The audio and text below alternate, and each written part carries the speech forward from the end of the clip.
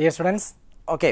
അപ്പം നമ്മൾ നിങ്ങളുടെ ജെഇമെയിൻ്റെ പ്രിപ്പറേഷൻസൊക്കെ നല്ല രീതിയിൽ നടന്നുകൊണ്ടിരിക്കുവാണ് എന്ന് കരുതുവാണ് കേട്ടോ. ഓക്കെ, ഇന്ന് നമ്മൾ ഡിസ്കസ് ചെയ്യാൻ പോകുന്നത് സെഷൻ 1 കഴിഞ്ഞ വർഷം സെഷൻ 1 നടന്ന ജെഇമെയിൻ 31 ജനുവരി 31 ഈവനിങ്ങിലെ ക്വസ്റ്റ്യൻ പേപ്പറാണ് ഡിസ്കസ് ചെയ്യുക. നിങ്ങൾ പഴയ ക്വസ്റ്റ്യൻ പേപ്പറുകളൊക്കെ നോക്കിയിട്ടുണ്ടാവും എന്ന് കരുതുവാണ് കേട്ടോ. വളരെ സിമ്പിളായിട്ടുള്ള ക്വസ്റ്റ്യൻസ് ആയിരുന്നു. നിങ്ങൾ നന്നായിട്ട് പ്രിപ്പയർ ചെയ്യുന്നുണ്ട് എന്ന് വിശ്വസിക്കുകയാണ്. നമുക്ക് നോക്കാം, ജസ്റ്റ് ഒന്ന് നോക്കാം.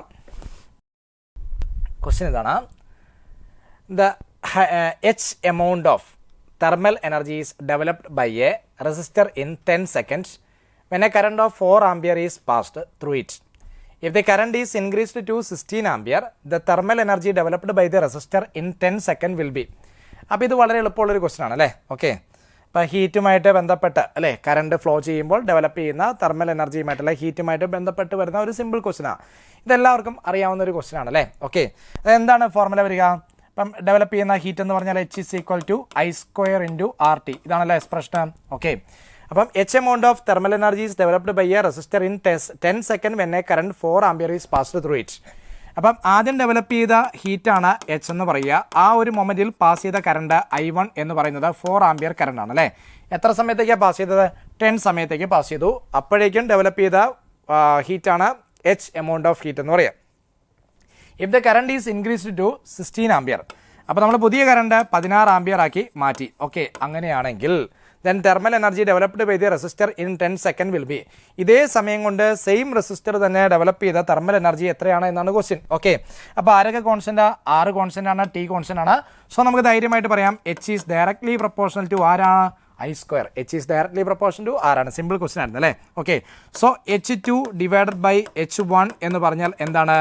I2² ഡിവൈഡ് ബൈ I1² എന്ന് പറയാം അല്ലേ. അപ്പം ഞാനത് ഒരുമിച്ച് കമ്പൈൻ ചെയ്ത് ഓൾ സ്ക്വയർ എന്ന് എഴുതുക.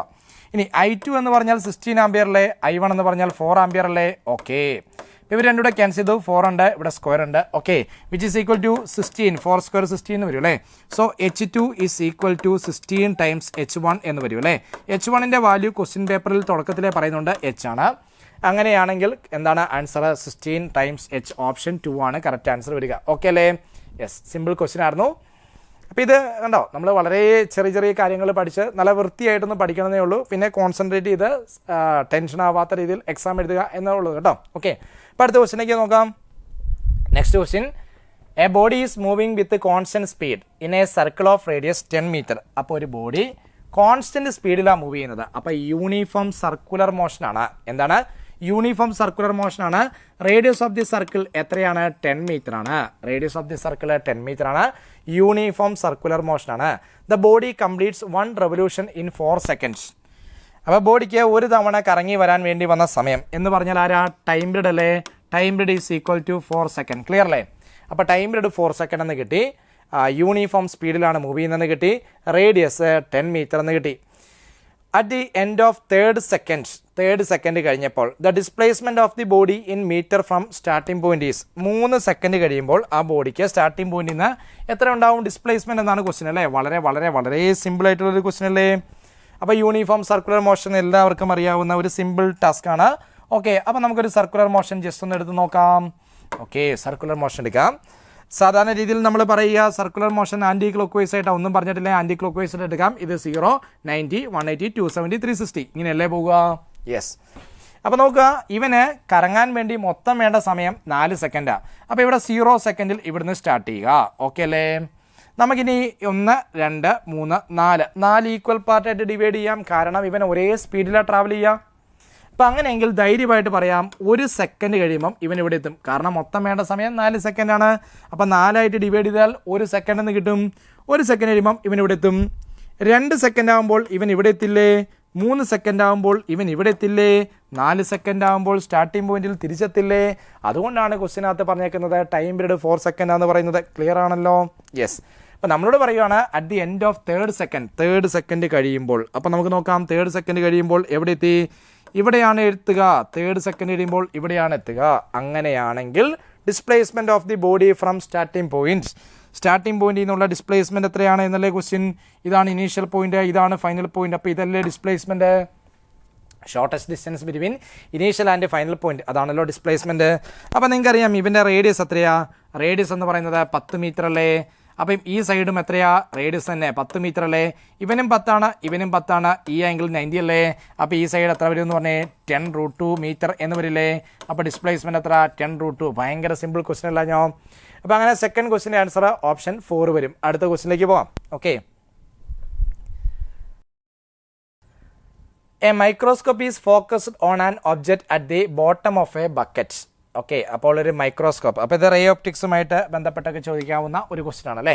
ഓക്കെ, ഫോക്കസ് ചെയ്തേക്കുന്നത് എങ്ങോട്ടാണ് നോക്കിക്കേ, object at the bottom of bucket. ഒരു ബക്കറ്റ് ഉണ്ടെന്ന് എഴുതുക. ഓക്കെ, അപ്പോൾ ആ ബക്കറ്റിൻ്റെ ഏറ്റവും താഴെയുള്ള ഒരു പാർട്ടിക്കിളിനെ ആരെ ഉപയോഗിച്ച് ഫോക്കസ് ചെയ്യുവാണ്, മൈക്രോസ്കോപ്പ് ഉപയോഗിച്ച് ഫോക്കസ് ചെയ്യുവാണ്. ഓക്കെ, ഇനി if liquid with refractive index, അപ്പം നമ്മൾ അതിനകത്തേക്ക് ഒരു ലിക്വിഡ് ഒഴിക്കുവാണ്. ആ ലിക്വിഡിൻ്റെ റിഫ്രാക്റ്റീവ് ഇൻഡെക്സ് ആണ് എത്ര, 5/3 എന്ന് വന്നേക്കുന്നത്. റിഫ്രാക്റ്റീവ് ഇൻഡെക്സ് 5/3 ഉള്ള ഒരു ലിക്വിഡ് ഇതിനകത്തേക്ക് നമ്മൾ പോർ ചെയ്തു. ഓക്കെ, ഈ ബക്കറ്റിലേക്ക് ഒഴിച്ചു, ലിക്വിഡിനകത്തേക്ക് ഫില്ല് ചെയ്തു. ഓക്കെ, ഇനി പറഞ്ഞിരിക്കുന്നത് then microscope have to be raised by 30 centimetre to focus the object again.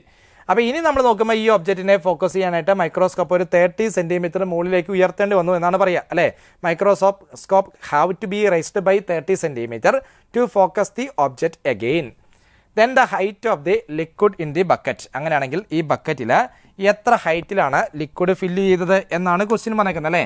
ഈ ഹൈറ്റാണ് കണ്ടുപിടിക്കേണ്ടത്. ഓക്കെ, ആദ്യം ഇരുന്ന ലൊക്കേഷനിൽ നിന്നും മൈക്രോസ്കോപ്പിനെ നമുക്ക് എത്ര സെൻറ്റിമീറ്റർ ഉയർത്തണമെന്നത് 30 സെൻറ്റിമീറ്റർ. അങ്ങനെയാണെങ്കിൽ എത്ര ഹൈറ്റിൽ ലിക്വിഡ് ഉണ്ട് എന്നാണ് ക്വസ്റ്റ്യൻ.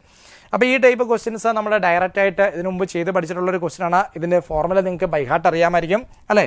അപ്പോൾ എത്ര ഹൈറ്റ് മൈക്രോസ്കോപ്പ് ഡിസ്പ്ലേസ് ചെയ്യണമെന്ന് ചോദിച്ചാൽ ഫോർമുല ഇതാണ്, x is equal to h into എന്ന് വെച്ചാൽ വാട്ടർ ലെവൽ എച്ച് ഇൻറ്റു എന്താണ് 1 - 1/μ. ഇതല്ലേ നമ്മുടെ എക്സ്പ്രഷൻ എന്ന് പറയുക.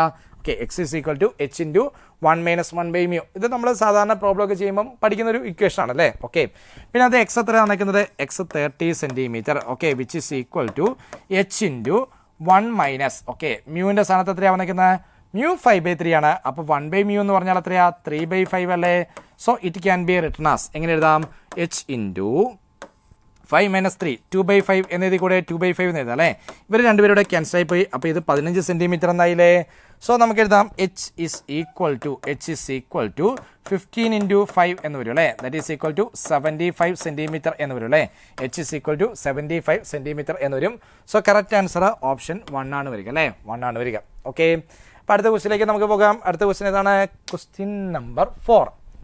A stone of mass 1 kilogram is tied to the end of a massless string of length 1 meter. Yes. അപ്പോൾ ഇവിടെ പറഞ്ഞേക്കുന്ന ഒരു സ്റ്റോൺ ഉണ്ട്. സ്റ്റോണിൻ്റെ ലെങ്ത് എത്രയാ, സ്റ്റോണിൻ്റെ മാസ് എത്രയാ 1 കിലോഗ്രാം. 1 കിലോഗ്രാം മാസ്സുള്ള ഒരു സ്റ്റോൺ ഉണ്ട്. ഒരു സ്ട്രിങ്ങിൻ്റെ എൻഡിൽ കണക്ട് ചെയ്യുക. എങ്ങനെയുള്ള സ്ട്രിങ് ആണ്, മാസ്ലെസ് ആയിട്ടുള്ള സ്ട്രിങ് ആണ്. ലെങ്ത് 1 മീറ്റർ ആണ്. If the breaking tension of the string is, അതായത് ആ സ്ട്രിങ്ങിൽ മാക്സിമം താങ്ങാൻ പറ്റുന്ന ടെൻഷൻ എന്ന് പറഞ്ഞാൽ 400 ന്യൂട്ടൺ ആണ്. അതിൽ കൂടുതൽ ടെൻഷൻ വന്നാൽ സ്ട്രിങ് എന്താവും, ബ്രേക്ക് ആവും. Then maximum linear velocity the stone can have without breaking the string while rotating in horizontal planes. അപ്പം നമ്മൾ ആ സ്ട്രിങ്ങിൻ്റെ എൻഡിൽ കല്ല് കെട്ടി ഹൊറിസോണ്ടലായിട്ട് ഇങ്ങനെ കറക്കിക്കൊണ്ടിരിക്കുകയാണ്. അപ്പോൾ അവന് മാക്സിമം താങ്ങാൻ പറ്റുന്ന ടെൻഷൻ എന്ന് പറഞ്ഞാൽ 400 ന്യൂട്ടനാണ്. അങ്ങനെയാണെങ്കിൽ ആ ഒരു സ്റ്റോണിനെ നമുക്ക് ഹൊറിസോണ്ടലായിട്ട് കറക്കാൻ പറ്റുമ്പോൾ മാക്സിമം പോസിബിളായ സ്പീഡ് എത്രയാണ്, അതിനേക്കാളും കൂടിയ സ്പീഡ് വന്നാൽ സ്ട്രിങ് ബ്രേക്ക് ആവും. അങ്ങനെയാണെങ്കിൽ മാക്സിമം പോസിബിളായ ലീനിയർ സ്പീഡ് എത്രയാണ് എന്നാണ് ക്വസ്റ്റ്യൻ. ഓക്കെ, അപ്പോൾ ഇത് സർക്കുലർ മോഷനൊക്കെ ബന്ധപ്പെട്ട് നമുക്ക് ചെയ്യാവുന്ന ഒരു സിമ്പിൾ ക്വസ്റ്റ്യൻ ആണ് അല്ലേ. ഓക്കെ, അപ്പോൾ ഇതാണ് നമ്മുടെ ഹൊറിസോണ്ടൽ സർക്കുലർ പാത്ത് എന്ന് കരുതുക. ഓക്കെ, ഇത് സെൻറ്റർ. ഓക്കെ, ഇവിടെയാണ്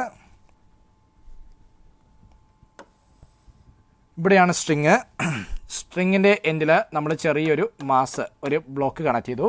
ഓക്കെ, എന്നിട്ട് നമ്മളിങ്ങനെ സർക്കുലറായിട്ട് കറക്കുന്നു. ഓക്കെ, അപ്പോൾ ശരിക്കും പറഞ്ഞാൽ നിങ്ങൾക്ക് അറിയാം ഇവന് സെൻറ്ററിലേക്ക് എന്തുണ്ട്, ടെൻഷൻ ആക്ട് ചെയ്യുന്നുണ്ട് അല്ലേ.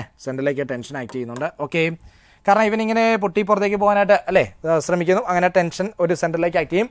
ഈ ടെൻഷനാണ് ഇവന് വേണ്ട റിക്വയർഡ് സെൻട്രിപെറ്റൽ ഫോഴ്സായിട്ട് ആക്ട് ചെയ്യുക. പഠിച്ചിട്ടുള്ള കാര്യമോ, ഇത് കൊണ്ട് ക്വസ്റ്റ്യൻ നമ്മൾ ഇഷ്ടം പോലെ ചെയ്ത് പഠിക്കുന്നതാണ്. അപ്പോൾ റിക്വയർഡ് സെൻട്രിപെറ്റൽ ഫോഴ്സായിട്ട് ആക്ട് ചെയ്യുന്നത് ആരാണ്, ടെൻഷനാണ്. ഓക്കെ, അപ്പോൾ tension will be act as required centripetal force. Okay, അപ്പോൾ ടെൻഷൻ്റെ എക്സ്പ്രഷൻ സെൻട്രിപെറ്റൽ ഫോഴ്സിൻ്റെ എക്സ്പ്രഷൻ നമുക്കറിയാം. That is equal to mv² / r ആണ് അല്ലേ. v ആണ് ലീനിയർ വെലോസിറ്റി എന്ന് പറയാം. അപ്പോൾ നിങ്ങൾ ആലോചിക്കുക, എപ്പോഴാണോ ഈ വി മാക്സിമം ആകുക അപ്പോഴാണ് ടെൻഷൻ എന്താവുക, മാക്സിമം ആകുക.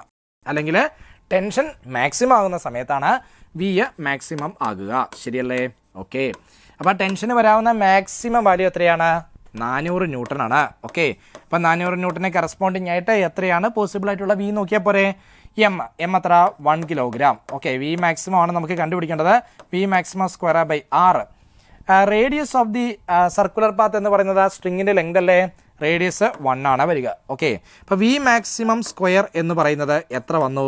400 എന്ന് വരും അല്ലേ? സോ വി മാക്സിമം എന്ന് പറഞ്ഞാൽ റൂട്ട് എടുത്താൽ പോരെ, which is equal to 20 metre per second എന്ന് വരും അല്ലേ? സോ കറക്റ്റ് ആൻസർ ഏതാ? ഓപ്ഷൻ 1 ആണ് കറക്റ്റ് ആൻസർ വരിക. ഓക്കെ അല്ലേ? സിമ്പിൾ ക്വസ്റ്റ്യൻ ആയിരുന്നു. അപ്പോൾ നമുക്ക് എല്ലാവർക്കും അടുത്ത ക്വസ്റ്റ്യനിലേക്ക് പോകാം. Question number 5. Fifth question. For a solid rod, the Young's modulus of elasticity is 3.2 into 10⁻11 Newton per meter square. അപ്പോൾ നമ്മുടെ ക്വസ്റ്റ്യനകത്ത് എന്നാ തന്നേക്കുന്ന ഡേറ്റ നോക്കിക്കേ. യങ്സ് മോഡുലസ് തന്നിട്ടുണ്ട്. ആരുടെ? ഒരു സോളിഡ് ആയിട്ടുള്ള റോഡിൻ്റെ യങ്സ് മോഡുലസ് തന്നിട്ടുണ്ട്. ഇനി പറയുവാണ് ഡെൻസിറ്റി, അവൻ്റെ ഡെൻസിറ്റിയും തന്നിട്ടുണ്ട്, റോയും തന്നിട്ടുണ്ട്. സോളിഡ് ആയിട്ടുള്ള ഒരു റോഡാണ്, യങ്സ് മോഡുലസ് തന്നു, ഡെൻസിറ്റി തന്നു.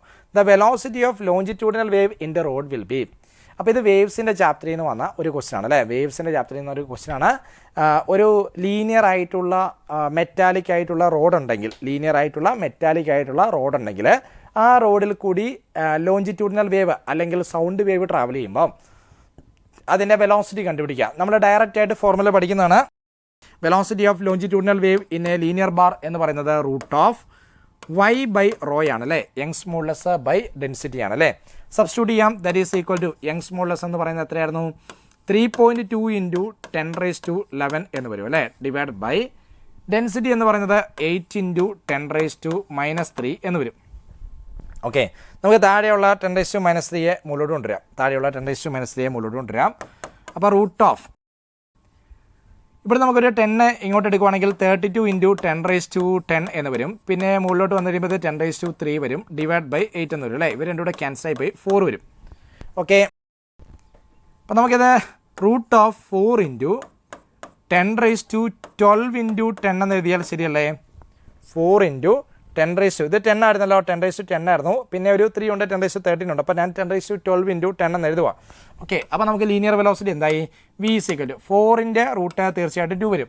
10⁻12ൻ്റെ നമുക്ക് 10⁻6 വരും. ശരിയല്ലേ? 10⁻6 വരും. ഇവിടെ 10⁻3 ആയിരുന്നു അല്ലേ? എഴുതി മാറിപ്പോയി. 10⁻3 ആയിരുന്നു. അപ്പോൾ ഇങ്ങോട്ട് വരുമ്പോൾ 10⁻3 വരും. ശരിയാ? ഓക്കെ. അപ്പോൾ ഇത് എത്രയാണ് വരിക? 4 ഇൻറ്റു റൂട്ട് ഓഫ് 10⁻, ഇവിടെ 10 ഉണ്ടായിരുന്നു. അപ്പോൾ ഇത് 10⁻, എത്ര വരിക? 7 വരും അല്ലേ? 10⁻7 എന്ന് വരും. That is equal to 4 into root of 10⁻6 into 10 എന്ന് എഴുതി കൂടെ. 10⁻6 ഇൻറ്റു 10 എന്ന് എഴുതാം. ഓക്കെ. അപ്പോൾ നമ്മൾ റൂട്ട് എടുത്തു കഴിഞ്ഞാൽ എന്നാ വരിക? 2 ഇൻറ്റു 10⁻6ൻ്റെ റൂട്ട് എടുത്തു കഴിഞ്ഞാൽ 10⁻3 വരും. പിന്നെ റൂട്ട് ഓഫ് 10 എന്ന് വരും അല്ലേ? ഓക്കെ. അപ്പോൾ റൂട്ട് ഓഫ് 10 എന്ന് പറഞ്ഞാൽ ഏകദേശം നമുക്കറിയാം പൈ സ്ക്വയർ എന്ന് പറഞ്ഞാൽ അപ്രോക്സിമേറ്റ്ലി നമ്മൾ 10 എടുക്കാറുണ്ട്. അപ്പോൾ റൂട്ട് ഓഫ് 10 എന്ന് പറഞ്ഞാൽ ആരാ? പൈ എഴുതി കൂടെ. റൂട്ട് ഓഫ് 10 എന്ന് പറഞ്ഞാൽ പൈ എഴുതാം അല്ലേ? Approximately. So we can be written as 2 into pi into root of 10 എന്നുള്ള പൈ എഴുതാം. പിന്നെ 10⁻3 എഴുതാം അല്ലേ? അപ്പോൾ 2π എന്ന് പറഞ്ഞാൽ 6.28 ആണ് അപ്രോക്സിമേറ്റ്ലി വരിക. ഞാനിത് അപ്രോക്സിമേറ്റ്ലി എഴുതിയാണ്. അപ്രോക്സിമേറ്റ്ലി 6.28 ഇൻറ്റു 10⁻3 എന്ന് വരും. അപ്പോൾ ഏകദേശം അതിനടുത്ത് വന്നേക്കുന്ന വാല്യൂ എന്ന് പറഞ്ഞാൽ 6.32 ഇൻറ്റു 10⁻3 വരും അല്ലേ? സോ കറക്റ്റ് ആൻസർ ഓപ്ഷൻ 4 ആണ് വരിക അല്ലേ? അഞ്ചാമത്തെ ക്വസ്റ്റ്യൻ ആൻസർ ഓപ്ഷൻ 4 ആണ് വരിക. ഓക്കെ. സിമ്പിൾ കാൽക്കുലേഷൻ ഉണ്ടായിരുന്നുള്ളൂ. ഇക്വേഷൻ ഡയറക്റ്റ് ആയിരുന്നു.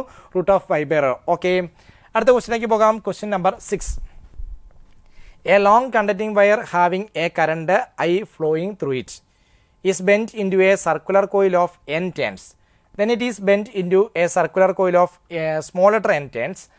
Then the magnetic field is calculated at the center of the coils in both the cases. The ratio of the magnetic field in first case to that of the second case is. അപ്പോൾ ഇതാണ് question. ഇപ്പോൾ ക്വസ്റ്റ്യനകത്ത് എന്താ പറയുന്നതെന്ന് വെച്ചാൽ long conducting wire ആണ്, having current I flowing through it. അപ്പോൾ ഒരു വലിയ കണ്ടക്ടിംഗ് വയർ നമുക്ക് ഇമാജിൻ ചെയ്യാം. അപ്പോൾ ഇതാണ് നമ്മുടെ conducting wire. Okay. Length L എന്ന് എഴുതുക. ഇതിനകത്തൂടെ I ആംപിയർ കറണ്ട് ഫ്ലോ ചെയ്യുന്നുണ്ട്. ഇനി അവനെ നമ്മൾ ബെൻഡ് ചെയ്ത് സർക്കുലർ കോയിലാക്കി മാറ്റി. എന്താണ് സർക്കുലർ കോയിലിനകത്ത്? Number of turns capital N ആണല്ലേ? അപ്പോൾ ഞാനൊരു സർക്കുലർ കോയിലാക്കി മാറ്റി.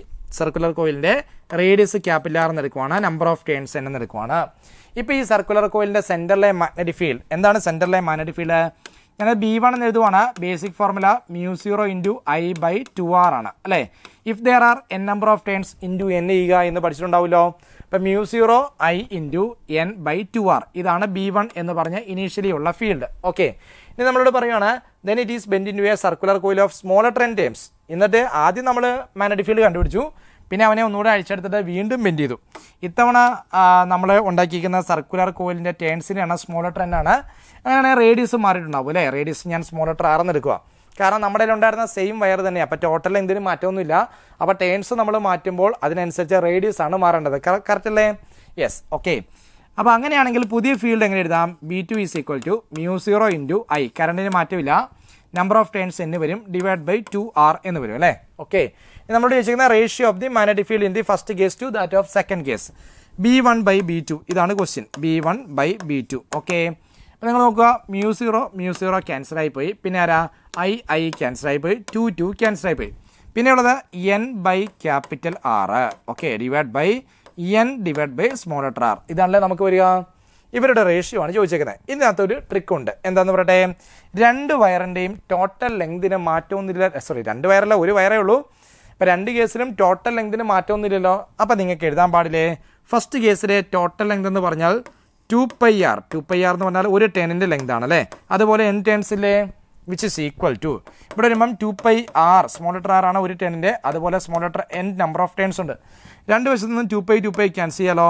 സോ നമുക്ക് ക്യാപിറ്റൽ n/സ്മോൾ ലെറ്റർ n എന്ന് പറഞ്ഞാൽ ക്യാപിറ്റൽ n ഇവിടേക്ക്, സ്മോൾ ലെറ്റർ n ഇപ്പുറത്തേക്ക് കൊണ്ടുവരും അല്ലേ. That can be written as small letter R/ക്യാപിറ്റൽ R എന്നെഴുതി കൂടെ. അപ്പോൾ ഈ എക്സ്പ്രഷനിലേക്ക് നോക്കിക്കേ. ഈ എക്സ്പ്രഷനിലേക്ക് നോക്കുവാണെങ്കിൽ നമുക്ക് n/സ്മോൾ ലെറ്റർ n എന്നുണ്ടല്ലേ. പിന്നെ ഒരു R/ക്യാപിറ്റൽ R ഇല്ലേ. R/ക്യാപിറ്റൽ Rന് പകരം എന്ത് തന്നെ എഴുതാം, n/n എന്ന് തന്നെ എഴുതിക്കൂടെ. സോ എക്സ്പ്രഷൻ എന്തായി, n²/n² എന്ന് വരും അല്ലേ. അപ്പോൾ റേഷ്യോ എത്ര വരിക, n²:n². അപ്പോൾ 6th ക്വസ്റ്റിൻ്റെ ആൻസർ ഓപ്ഷൻ 3 വരും. ഓക്കെ അല്ലേ? യെസ്.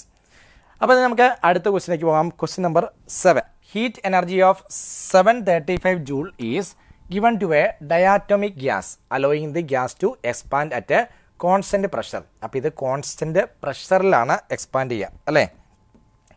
പ്രഷറാണ് കോൺസ്റ്റൻറ്റ് എന്ന് പറഞ്ഞേക്കുന്നത്.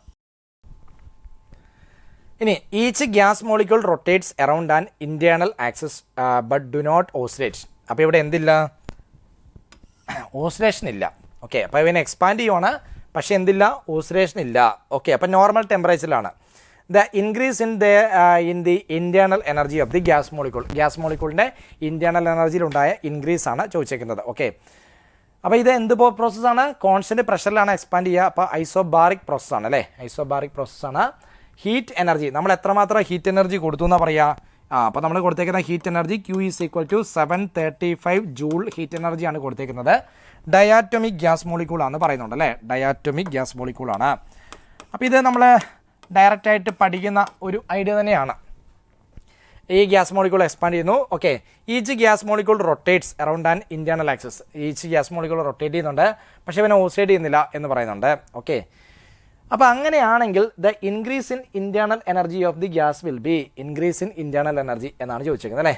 അപ്പോൾ ഇവിടെ ഡിഗ്രി ഓഫ് ഫ്രീഡം നമുക്ക് കണ്ടുപിടിക്കാം അല്ലേ. ഡിഗ്രി ഓഫ് ഫ്രീഡം എന്ന് പറയുന്നത് നിങ്ങൾ പഠിച്ചിട്ടുള്ള കാര്യമാണല്ലോ. ഡിഗ്രി ഓഫ് ഫ്രീഡം എന്ന് പറയുന്നത് ഡയാറ്റോമിക് മോളിക്യൂളിനെ സംബന്ധിച്ച് 5 അല്ലേ ഡിഗ്രി ഓഫ് ഫ്രീഡം എന്ന് പറയാം. 3 ട്രാൻസ്ലേഷണൽ ഡിഗ്രി ഓഫ് ഫ്രീഡവും 2 റൊട്ടേഷണൽ ഡിഗ്രി ഓഫ് ഫ്രീഡവും വന്ന് അങ്ങനെ 5 നമ്മൾ ഡിഗ്രി ഓഫ് ഫ്രീഡം അല്ലേ പഠിക്കാം. ഓക്കെ, പിന്നെ അങ്ങനെയാണെങ്കിൽ ഡിഗ്രി ഓഫ് ഫ്രീഡം അറിയാമെങ്കിൽ നമുക്ക് ആരെ കണ്ടുപിടിക്കാൻ പറ്റും? ഡിഗ്രി ഓഫ് ഫ്രീഡം അറിയാമെങ്കിൽ ഗാമ കണ്ടുപിടിക്കാൻ പാടില്ലേ. ഗാമ എന്ന് പറഞ്ഞാൽ F/2/F അല്ലേ. യെസ്, F/2/F ആണ്. അപ്പോൾ അങ്ങനെയാണെങ്കിൽ ഗാമ എന്ന് പറഞ്ഞാൽ എത്ര വരിക, 7/5 എന്ന് വരും അല്ലേ. 7/5 എന്ന് വരും. അപ്പോൾ ഗാമ ഓക്കെയാണ്. ഇനി അങ്ങനെയാണെങ്കിൽ ക്യൂവിൻ്റെ എക്സ്പ്രഷൻ ഓർമ്മയുണ്ടല്ലോ. ഹീറ്റ് ട്രാൻസ്ഫേർഡ് എന്ന് പറഞ്ഞാൽ Q ഈസ് ഈക്വൽ ടു എന്ത് പ്രോസസ്സാണെന്ന് ഓർക്കുക, കോൺസ്റ്റൻറ്റ് പ്രഷറാണ്. ഓക്കെ, അപ്പോൾ ഐസോബാറിക് പ്രോസസ്സാണ്. അപ്പോൾ എന്താണ് ക്യൂവിൻ്റെ എക്സ്പ്രഷൻ വരിക, N×Cp×ΔV ശരിയല്ലേ. N×Cp×ΔV അല്ലേ. Cp എന്ന് പറഞ്ഞാൽ എന്താണ്, സ്പെസിഫിക് ഹീറ്റ് കപ്പാസിറ്റി ആയിട്ട് കോൺസ്റ്റൻറ്റ് പ്രഷറാണ് അല്ലേ. ഓക്കെ, ΔT ആണേ. Okay, N×Cp×ΔT. N×Cp×ΔT that is. ഇപ്പോൾ ഇതിനകത്ത് നമുക്ക് സബ്സ്റ്റിറ്റ്യൂട്ട് ചെയ്യാം അല്ലേ. ഇതിനകത്ത് ഇതാണ് 735 എന്ന് പറയുന്നത് Q ആണ്. ഞാൻ ചെറിയൊരു ചേഞ്ച് പറഞ്ഞോട്ടെ. നമ്മൾ സാധാരണ രീതിയിൽ CPയും CVയും തമ്മിൽ ഒരു റിലേഷൻ പഠിക്കാറില്ലേ. CPയും CVയും തമ്മിലുള്ള gamma is equal to CP/CV എന്നല്ലേ പറയുക. ഇതിനകത്ത് നമുക്ക് സി പി എഴുതുവാണെങ്കിൽ എങ്ങനെ എഴുതാം? C p is equal to gamma into c b എന്ന് എഴുതി കൂടെ? ഗാമ ഇൻറ്റു സി ബി എന്ന് എഴുതാം അല്ലേ? So q can be written as n into gamma into c b into delta T എന്ന് എഴുതി കൂടെ? Okay, that can be written as gamma ഞാൻ പുറത്തെടുത്ത് വെക്കുവാണ്. പിന്നെ n into c b into delta T എന്ന് പറഞ്ഞൂടെ? ഈ n into c b into delta T എന്ന് പറയുന്നത് എന്താണ്? N c v delta t. Okay, ഇപ്പം പ്രഷറാണ് കോൺസ്റ്റന്റ്, അപ്പം വോളിയം അതുപോലെ തന്നെ ടെമ്പറേച്ചറും ഒക്കെ മാറാം. ഓക്കെ, അപ്പം ഡെൽറ്റ ടി ഉണ്ട്, n into c b into delta T എന്ന് പറഞ്ഞാൽ എന്ത് മാറി? ഇന്റേണൽ എനർജിക്ക് ചേഞ്ച് ഉണ്ടായി. ഓക്കെ, അപ്പോൾ n c v delta T എന്ന് പറഞ്ഞാലേ change in internal energy. So നമുക്ക് കിട്ടുക q is equal to gamma into change in internal energy എന്നായി മാറിയില്ലേ? സോ ഇന്റേണൽ എനർജി ചേഞ്ച് എത്രയെന്നാണ് ചോദിച്ചേക്കുന്നത് അല്ലേ? അപ്പോൾ delta u can be written as എങ്ങനെ എഴുതാം? ക്യൂ ഡിവൈഡ് ബൈ ഗാമ എന്ന് എഴുതാം അല്ലേ? ക്യൂ എത്രയായിരുന്നു? 735 അല്ലേ?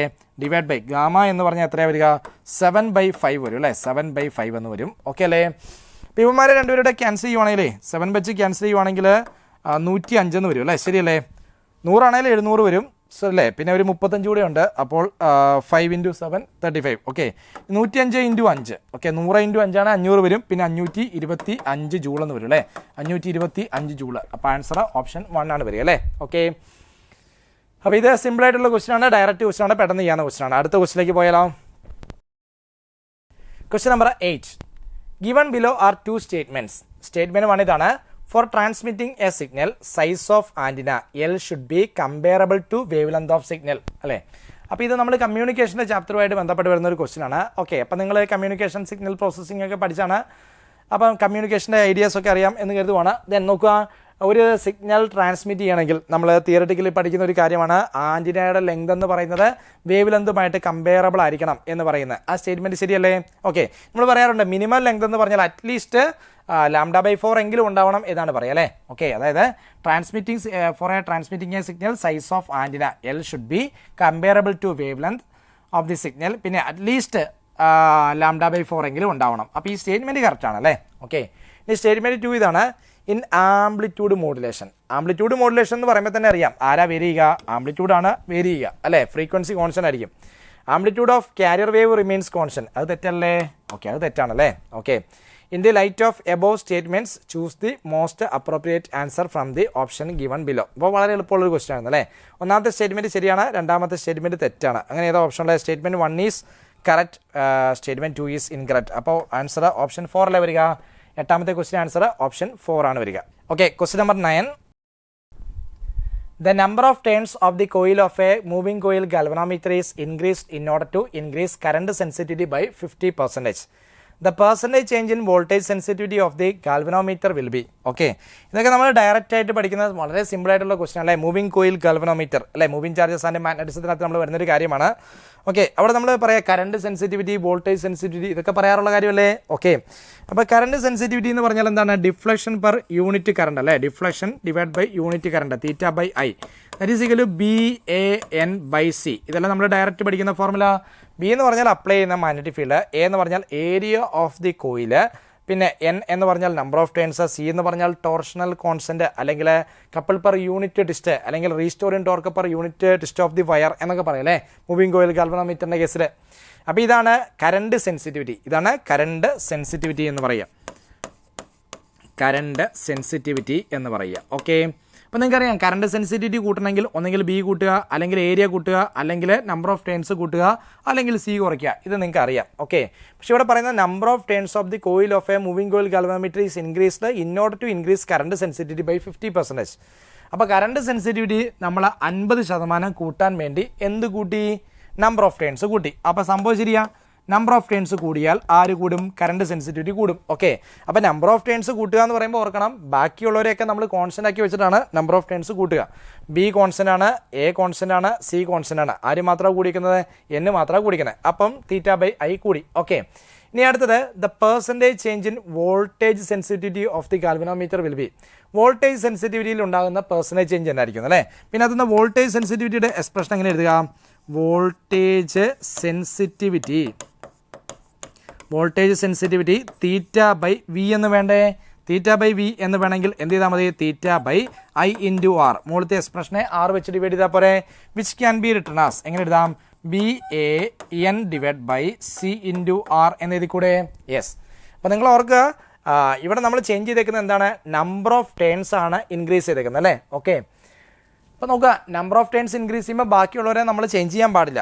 ആരെ ചേഞ്ച് ചെയ്തിട്ടില്ല? ബിക്ക് മാറ്റമൊന്നുമില്ല, അതുപോലെ ഏരിയയ്ക്ക് മാറ്റമില്ല, അതുപോലെ സിക്ക് മാറ്റമൊന്നുമില്ല. ഇനി നിങ്ങൾ ആലോചിക്കുക, ഏരിയ മാറാതെ നമ്പർ ഓഫ് ടേൺസ് മാറ്റണം. പണ്ടത്തെ അത്രയും തന്നെ ഏരിയ ഉണ്ടാവണം, നമ്പർ ഓഫ് ടേൺസ് കൂട്ടുകയും വേണം. അപ്പോൾ എന്താ ചെയ്യണം? കൂടുതൽ വയർ യൂസ് ചെയ്യണ്ടേ? കൂടുതൽ വയർ യൂസ് ചെയ്യുക എന്ന് പറഞ്ഞാൽ അതിനർത്ഥം ലെങ്ത് കൂടില്ലേ? ലെങ്ത് കൂടിക്കഴിഞ്ഞാൽ റേഡിയസ് അല്ല, റെസിസ്റ്റൻസ് കൂടില്ലേ? റെസിസ്റ്റൻസ് കൂടും, ശരിയല്ലേ? ഓക്കെ, അപ്പോൾ റെസിസ്റ്റൻസ് വെച്ച് നമ്മൾ ഡിവൈഡ് ചെയ്തിട്ടുണ്ട് θ/I/R. അപ്പോൾ നോക്കുക, n കൂടുന്ന സമയത്ത് n നിങ്ങൾ കൂട്ടുവാണെങ്കിൽ അതേപോലെ അല്ലേ, n കൂടുമ്പോൾ എന്ത് കൂടുന്നുണ്ട്? ലെങ്ത് കൂടുന്നുണ്ട്. ലെങ്ത് കൂടുമ്പോൾ ആര് കൂടുന്നുണ്ട്? റെസിസ്റ്റൻസ് കൂടുന്നുണ്ട്. അപ്പോൾ n കൂടുന്നതനുസരിച്ച് ആര് കൂടും? റെസിസ്റ്റൻസ് കൂടും. ഓക്കെ അല്ലേ? സോ വിച്ച് മീൻസ് θ/V എന്ന് പറയുന്നത് കോൺസ്റ്റൻ്റ് ആയിട്ട് നിൽക്കും. കാരണം n ഇപ്പോൾ ഇരട്ടിയായാൽ r ഇരട്ടിയാവും, n ഇപ്പോൾ പകുതിയായാൽ r പകുതിയാവും. അപ്പോൾ മാറ്റമൊന്നും വരില്ലല്ലോ. Which means θ/V remains constant. അപ്പോൾ ഈ കേസിൽ നമ്മൾ നമ്പർ ഓഫ് ടേൺസ് 50% അല്ലെങ്കിൽ നമ്പർ ഓഫ് ടേൺസ് ചേഞ്ച് ചെയ്യിപ്പിച്ചുകൊണ്ട് കറണ്ട് സെൻസിറ്റിവിറ്റി കൂട്ടി. പക്ഷേ കറണ്ട് സെൻസിറ്റിവിറ്റി കൂട്ടിയെങ്കിലും ആര് മാറില്ല? വോൾട്ടേജ് സെൻസിറ്റിവിറ്റി മാറില്ല. സോ കറക്റ്റ് ആൻസർ ഓപ്ഷൻ 4 ആണ് വരിക അല്ലേ? 9ാമത്തെ ക്വസ്റ്റ്യൻ ആൻസർ ഓപ്ഷൻ 4 ആണ്. ഇത് നമ്മൾ തിയറി പഠിക്കുമ്പം ജനറലായിട്ട് ഡയറക്റ്റ് പറയുന്ന ഒരു ആൻസർ തന്നെയാണ്, കാണുമ്പോഴേ മാർക്ക് ചെയ്ത് പോകേണ്ട കേസേ ഉള്ളൂ. ഓക്കെ, പിന്നെ അടുത്ത ക്വസ്റ്റ്യൻ 10ാമത്തെ ക്വസ്റ്റ്യൻ ആണ്. If the 2 metals A and B are exposed to radiation of wavelength 350 nanometre. Okay, അപ്പോൾ നമ്മൾ 350 നാനോമീറ്റർ വേവ് ലെങ്ത് ഉള്ള ഒരു റേഡിയേഷന് എ ബി 2 മെറ്റൽ പ്ലേറ്റുകളിലേക്ക് ഇൻസിഡൻറ്റ് ചെയ്യിക്കുവാണ് കേട്ടോ. ഓക്കെ, അപ്പം ഒരു മെറ്റൽ എയുടെ വർക്ക് ഫംഗ്ഷൻ എന്ന് പറയുന്നത് 4.8ഉം ബിയുടെ വർക്ക് ഫംഗ്ഷൻ എന്ന് പറയുന്നത് 2.2 ഇലക്ട്രോൺ വോൾട്ടുമാണ്. Then choose the correct option. അതാണ് ക്വസ്റ്റ്യൻ വന്നേക്കുന്നത്. അപ്പോൾ ആദ്യം നമുക്ക് ചെയ്യാവുന്നത് വന്ന് വീണ ഫോട്ടോണിൻ്റെ എനർജി കണ്ടുപിടിക്കാം അല്ലേ? Energy of incident photon. Energy of incident photon എന്ന് പറയുന്നത് ദാറ്റ് ഈസ് hc/λ അല്ലേ? hc എന്ന് പറഞ്ഞാൽ 1240 ഇലക്ട്രോൺ വോൾട്ട് നാനോമീറ്റർ എന്ന് എഴുതാലോ. ലാംഡ തന്നേക്കുന്നത് 350 നാനോമീറ്റർ എന്ന് വരും അല്ലേ? ഓക്കെ, അപ്പോൾ നമുക്ക് 0 ക്യാൻസൽ കളയാം. പിന്നെ 124നെ 35 വെച്ച് ഡിവൈഡ് ചെയ്യുക. 3.5 സംതിങ് വരും കേട്ടോ. 3.5 സംതിങ് ഇലക്ട്രോൺ വോൾട്ട് എന്ന് വരും. ഓക്കെ, ഞാൻ പെട്ടെന്ന് അപ്രോക്സിമേറ്റ് ചെയ്ത് പറഞ്ഞാണ്. 3.5 സംതിങ് ഇലക്ട്രോൺ വോൾട്ട് എന്ന് വരും. ഇനി നിങ്ങൾ ചെയ്യേണ്ട കാര്യം നോക്കുക, ഇനി നമുക്ക് എല്ലാവർക്കും ആൻസർ പറയാം അല്ലേ? എയുടെ വർക്ക് ഫംഗ്ഷൻ എന്ന് പറയുന്നത് എത്രയാ? 4.8 ഇലക്ട്രോൺ വോൾട്ട് ആണ് അല്ലേ? പക്ഷേ അതേ സമയത്ത് ബിയുടെ വർക്ക് ഫംഗ്ഷൻ എത്രയാണ്? 2.2 ഇലക്ട്രോൺ വോൾട്ടാണ്. കാണുമ്പോഴേ അറിയാം ഈ വന്നേക്കുന്ന എനർജി ആരെക്കാട്ടിലും കൂടുതലാണ്? ബിയുടെ വർക്ക് ഫംഗ്ഷനേക്കാളിലും കൂടുതലാണ്. അപ്പോൾ ബിയിൽ നിന്നും ഇലക്ട്രോണിനെ എമിറ്റ് ചെയ്യാൻ അവന് പറ്റും. പക്ഷേ എയുടെ വർക്ക് ഫംഗ്ഷനേക്കാളിലും കുറവല്ലേ? അപ്പോൾ എയിൽ നിന്ന് ഇലക്ട്രോണിനെ എമിറ്റ് ചെയ്യാൻ പറ്റില്ലല്ലോ. അപ്പോൾ കറക്റ്റ് ആൻസർ എന്താ വരിക? Metal A will not emit photo electrons. ശരിയല്ലേ? മെറ്റൽ എക്ക് ഫോട്ടോ ഇലക്ട്രോൺസിനെ എമിറ്റ് ചെയ്യാൻ പറ്റില്ല, ഫോട്ടോ ഇലക്ട്രിക് എഫക്റ്റ് നടക്കില്ല. സോ 10ാമത്തെ ക്വസ്റ്റിൻ്റെ ആൻസർ ഓപ്ഷൻ 4 വരും. കറക്റ്റ് അല്ലേ? ഓക്കെ, നമുക്ക് 11ാമത്തെ ക്വസ്റ്റിലേക്ക് പോകാം. A body weight W is projected vertically upwards from Earth's surface to reach a height above the Earth which is equal to 9 times radius of the Earth. അപ്പോൾ എർത്തിൻ്റെ സർഫസിൽ നിന്ന് നമ്മളൊരു body മുകളിലോട്ടെറിഞ്ഞു. ആ ബോഡിക്ക് എത്ര ഉണ്ടായിരുന്നു? സർഫസിൽ വെച്ച് വെയിറ്റ് W ഉണ്ടായിരുന്നു. അപ്പോൾ ഈ W എന്ന് പറഞ്ഞാൽ m×g അല്ലായിരുന്നോ? ഓക്കെ, ഇനി നമ്മൾ അവനെ എറിഞ്ഞു. എത്ര ഹൈറ്റ് വരെ എത്തിയെന്നാണ് പറയുന്നത്? 9 times the radius of Earth. Height above the Earth which is equal to. അപ്പോൾ ഹൈറ്റ് നമുക്ക് തന്നേക്കുന്നത് 9 റേഡിയസ് ഓഫ് എർത്ത് ആണ്. അങ്ങനെ weight of the body at that height, ആ ഹൈറ്റിൽ എന്തായിരിക്കും വെയിറ്റ് എന്ന ചോദ്യം അല്ലേ? അപ്പോൾ ഞാൻ ന്യൂ വെയിറ്റിനെ W' എന്ന് എഴുതുക. Which can be written as m×g' എന്നെഴുതി കൂടെ. g' എന്ന് പറഞ്ഞാൽ വെയിറ്റ് എന്ന് പറഞ്ഞാൽ എപ്പോഴും ഓർത്തിരിക്കുക, ഗ്രാവിറ്റേഷണൽ ഫോഴ്സ് കാരണം അല്ലേ? ഗ്രാവിറ്റേഷണൽ ഫോഴ്സിനെയാണ് നമ്മൾ വെയിറ്റ് എന്ന് തന്നെ പറയുക. അപ്പോൾ m×g' എന്ന് പറഞ്ഞാൽ ആ ഹൈറ്റിലെ ആക്സലറേഷൻ ഡ്യൂ ടു ഗ്രാവിറ്റി അല്ല g' is the acceleration due to gravity at that height. അപ്പോൾ g' എങ്ങനെയാണ് റെപ്രസെൻറ്റ് ചെയ്യാന്ന് ചോദിച്ചാൽ gm/r+h² അല്ലേ? കാരണം ഇത് വലിയ ഹൈറ്റാണ്. വലിയ ഹൈറ്റാണ്, നമുക്ക് അപ്രോക്സിമേറ്റ് ചെയ്യേണ്ട ഡയറക്റ്റ് ഫോർമുല ഉപയോഗിക്കാം. gm/r+h². So g' can be written as gm/r+9r അല്ലേ? 9r² എന്ന് വരും. സോ gm/10r² എന്ന് വരില്ലേ? സോ 100 × r² എന്ന് വരും അല്ലേ? ഓക്കെ, ഇത്രയും ടൈം ആണല്ലോ സ്മോൾ ലെറ്റർ g. അപ്പോൾ എന്ന് പറഞ്ഞാൽ g/10 ആയി മാറി എന്ന് പറയാം അല്ലേ? g/10 ആയി മാറി. സോ അങ്ങനെയാണെങ്കിൽ പുതിയ weight W dash can be written as M into G dash. G dash means G by 10 എന്ന് പറയാം അല്ലേ. ഇതിനകത്ത് എം ജി എന്ന് പറയുന്നത് പഴയ വെയിറ്റ് അല്ലേ, അപ്പോൾ പഴയ വെയിറ്റ് ബൈ 10 എന്ന് പറയാം. സോറി 10 അല്ലല്ലോ, ഇവിടെ 100 ആയിരുന്നു. ഓക്കെ, ജി ബൈ 100 ആണ്. ഓക്കെ, അപ്പോൾ ഇത് ജി ബൈ 100 ആണ്. അപ്പോൾ ഇത് ഡബ്ല്യു ബൈ 100 എന്ന് വരും. ശരിയാ, ഡബ്ല്യു ബൈ 100 എന്ന് വരും. സോ കറക്റ്റ് ആൻസർ ഓപ്ഷൻ 2 വരും അല്ലേ, ഓപ്ഷൻ 2. നമുക്ക് 12ാമത്തെ ക്വസ്റ്റ്യനിലേക്ക് പോകാം. 12ാമത്തെ ക്വസ്റ്റ്യൻ ഏതാണ്? Match list 1 with list 2. Okay, അപ്പോൾ ഇതൊരു എളുപ്പമുള്ള ക്വസ്റ്റ്യൻ ആണ്. ഇത് എന്തിൻ്റെ ക്വസ്റ്റ്യൻ ആണെന്ന് നോക്കിക്കേ. ഡയമെൻഷനുമായിട്ട് ബന്ധപ്പെട്ട യൂണിറ്റ്സ് ആൻഡ് മെഷർമെൻറ്റ്സ് എന്ന് പറയുന്ന ചാപ്റ്ററിൽ നമ്മൾ ഡയമെൻഷൻ പഠിക്കാറുണ്ട് അല്ലേ. അപ്പോൾ അതിൻ്റെ ഒരു സിമ്പിൾ ക്വസ്റ്റ്യൻ ആണ്, എല്ലാവർക്കും ചെയ്യാവുന്നൊരു ക്വസ്റ്റ്യൻ ആണ്. ആദ്യം ആംഗുലർ മൊമെൻറ്റത്തിൻ്റെ ഡയമെൻഷൻ എത്ര എന്നാണ് ക്വസ്റ്റ്യൻ. ഓക്കെ, അപ്പോൾ ആംഗുലർ മൊമെൻറ്റത്തിന് അറിയാവുന്ന ഏതെങ്കിലും ഫോർമുല പെട്ടെന്ന് മനസ്സിലേക്ക് കൊണ്ടുവരിക. ആംഗുലർ മൊമെൻറ്റത്തിന് നമുക്കറിയാവുന്ന ഒരു ഫോർമുല എന്ന് പറയുന്നത് MVR അല്ലേ, MVR. മാസിൻ്റെ ഡയമെൻഷൻ എത്രയാ? മാസിൻ്റെ ഡയമെൻഷൻ ക്യാപിറ്റൽ എഴുതാം. വെലോസിറ്റി ഡയമെൻഷൻ എത്രയാ? LT⁻⁻1 അല്ലേ. ഇപ്പോൾ ആംഗുലർ മൊമെൻറ്റത്തിൻ്റെ ഡയമെൻഷൻ എന്ന് പറയുമ്പം മാസിൻ്റെ M, വെലോസിറ്റിയുടെ LT⁻⁻1, പിന്നെ ആറിൻ്റെ എത്ര? ഒരു L വരും. സോ ആൻസർ എത്രയായെന്ന് പറഞ്ഞേ? M × L² × T⁻⁻1. ML² T⁻⁻1. Okay, അപ്പം എക്ക് കറസ്പോണ്ടിങ് ആയിട്ട് വന്നത് ഏതാണ്? എക്ക് കറസ്പോണ്ടിങ് ആയിട്ട് വന്നത് ML² T⁻⁻1. അതായത് എക്ക് കറസ്പോണ്ടിങ് ആയിട്ട് വന്നത് തേർഡ് അല്ലേ. ഓക്കെ, എക്ക് കറസ്പോണ്ടിങ് ആയിട്ട് വരുന്നത് തേർഡാണ് അല്ലേ. ഓക്കെ, ഇനി അടുത്തത് ബി, ടോർക്ക്. ടോർക്കിൻ്റെയൊക്കെ നമ്മൾ ബൈഹാർട്ടായിട്ട് എപ്പോഴും ഓർത്തിരിക്കണം അല്ലേ. ടോർക്കിൻ്റെ എന്ന് പറഞ്ഞാൽ ഡയമെൻഷൻ എന്ന് പറഞ്ഞാൽ എനർജിയുടെ ഡയമെൻഷൻ തന്നെയാണ്. കാരണം F × R എന്നാണ് പറയുന്നത്. R ക്രോസ് F അല്ലേ. ഓക്കെ, അപ്പം ML⁻⁻2 ഫോഴ്സിൻ്റെ ഇൻറ്റു L വരും. സോ ML² T⁻⁻2 ഇതല്ലേ നമ്മുടെ ടോർക്കിൻ്റെ ഡയമെൻഷൻ. ML² T⁻⁻2. അപ്പോൾ ബിക്ക് കറസ്പോണ്ടിങ് ആയിട്ട് വരുന്നത് 1 ആണ് അല്ലേ. ബിക്ക് കറസ്പോണ്ടിങ് ആയിട്ട് 1 ആണ് വരിക. സ്ട്രെസ്. ഓക്കെ, ഈ സ്ട്രെസ് എന്ന് പറഞ്ഞാൽ ഫോഴ്സ് ബൈ ഏരിയ എന്നുള്ള ഐഡിയ അല്ലേ. ഫോഴ്സ് ബൈ ഏരിയ പ്രഷർ തന്നെയാണ് അല്ലേ. So ML⁻⁻2 divide by L² എന്ന് വരും. ഓരോ L ക്യാൻസലായി L മോളിൽ വന്നു കഴിയുമ്പം ML⁻⁻1 T⁻⁻2 എന്ന് വരും അല്ലേ. ML⁻⁻1 T⁻⁻2.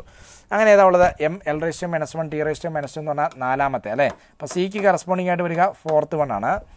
D, pressure gradients. എവിടെയും നമ്മൾ ഗ്രേഡിയൻ്റ് എന്ന് പറഞ്ഞാൽ ചേഞ്ച് വിത്ത് പൊസിഷൻ എന്നുള്ള മീനിങ് ആണ് അല്ലേ. ഇപ്പോൾ പ്രഷർ ഗ്രേഡിയൻ്റ് എന്ന് പറഞ്ഞാൽ പ്രഷർ ഡിവൈഡ് ബൈ ഡിസ്റ്റൻസ് എന്നുള്ള ഐഡിയ ആണ് അല്ലേ. dP/dx എന്നുള്ള ഐഡിയ വരും. പ്രഷർ ഗ്രേഡിയൻ്റ് എന്ന് പറഞ്ഞാൽ dP/dx അല്ലേ. പൊസിഷൻ അനുസരിച്ച് പ്രഷറിനുണ്ടാകുന്ന ചേഞ്ച് എന്നാണ് അല്ലേ. അപ്പോൾ എന്നാണെങ്കിലും മുകളിൽ എന്താ? പ്രഷർ തന്നെയാണ്. പ്രഷർ എന്ന് പറഞ്ഞാൽ ഫോഴ്സ് ബൈ ഏരിയ അല്ലേ. അപ്പോൾ ML⁻⁻1 T⁻⁻2 ആണ് പ്രഷർ. നമ്മൾ മുകളിൽ കണ്ടുപിടിച്ചായിരുന്നു. ബൈ ഡിസ്റ്റൻസ് എന്ന് പറയുമ്പോൾ L വരും അല്ലേ. പി L മുകളിൽ വരുമ്പം ML⁻⁻2 T⁻⁻2 എന്ന് വരില്ലേ. അപ്പോൾ ML⁻⁻2 T⁻⁻2 ഏതാണ്? ഡിക്ക് കറസ്പോണ്ടിങ് ആയിട്ട് 2 വരും അല്ലേ. ഡിക്ക് കറസ്പോണ്ടിങ് ആയിട്ട് 2 വരും. അപ്പോൾ എക്ക് കറസ്പോണ്ടിങ് ആയിട്ട് 3, ബിക്ക് കറസ്പോണ്ടിങ് ആയിട്ട് 1, സിക്ക് കറസ്പോണ്ടിങ് ആയിട്ട് 4, ഡിക്ക് കറസ്പോണ്ടിങ് ആയിട്ട് 2. കറക്റ്റ് ആൻസർ ഓപ്ഷൻ 2 അല്ലേ. അപ്പോൾ 12ാമത്തെ ക്വസ്റ്റ്യൻ ആൻസർ ഓപ്ഷൻ 2 ആണ്. നമുക്ക് 13ാമത്തെ ക്വസ്റ്റ്യനിലേക്ക് പോവാം. 13ാമത്തെ ക്വസ്റ്റ്യൻ ഇതാണ്. An alternative voltage source V = 260. Okay, 260 × sin 628 × t is connected across a pure inductor of 5 millihenry. Inductive reactance in the circuit is. Inductive reactance കണ്ടുപിടിക്കേണ്ടത്. അപ്പോൾ ഇത് എന്നാ സർക്യൂട്ടാണ് നോക്കിക്കേ. പ്യുവർ ഇൻഡക്റ്റർ ആണ്. ഓക്കെ, അപ്പോൾ AC source connected to pure inductor പഠിച്ചിട്ടുള്ള കാര്യമല്ലേ. അപ്പോൾ അങ്ങനെയാണെങ്കിൽ ഇൻഡക്റ്റീവ് റിയാക്റ്റൻസ് എന്താ ഫോർമുല? ഇൻഡക്റ്റീവ് റിയാക്റ്റൻസിൻ്റെ ഫോർമുല XL = ω × L എന്നല്ലേ പറയുക. ഇവിടെ V = Vm × sin ωt ഇതല്ലേ AC. അപ്പോൾ ω എന്ന് പറഞ്ഞാൽ കിട്ടി. ω = 628 എന്ന് വരില്ലേ. അവനെ നമുക്ക് വേണമെങ്കിൽ ഇങ്ങനെ എഴുതിക്കൂടെ? 6.28 × 100 എന്ന് എഴുതിയാൽ ശരിയല്ലേ.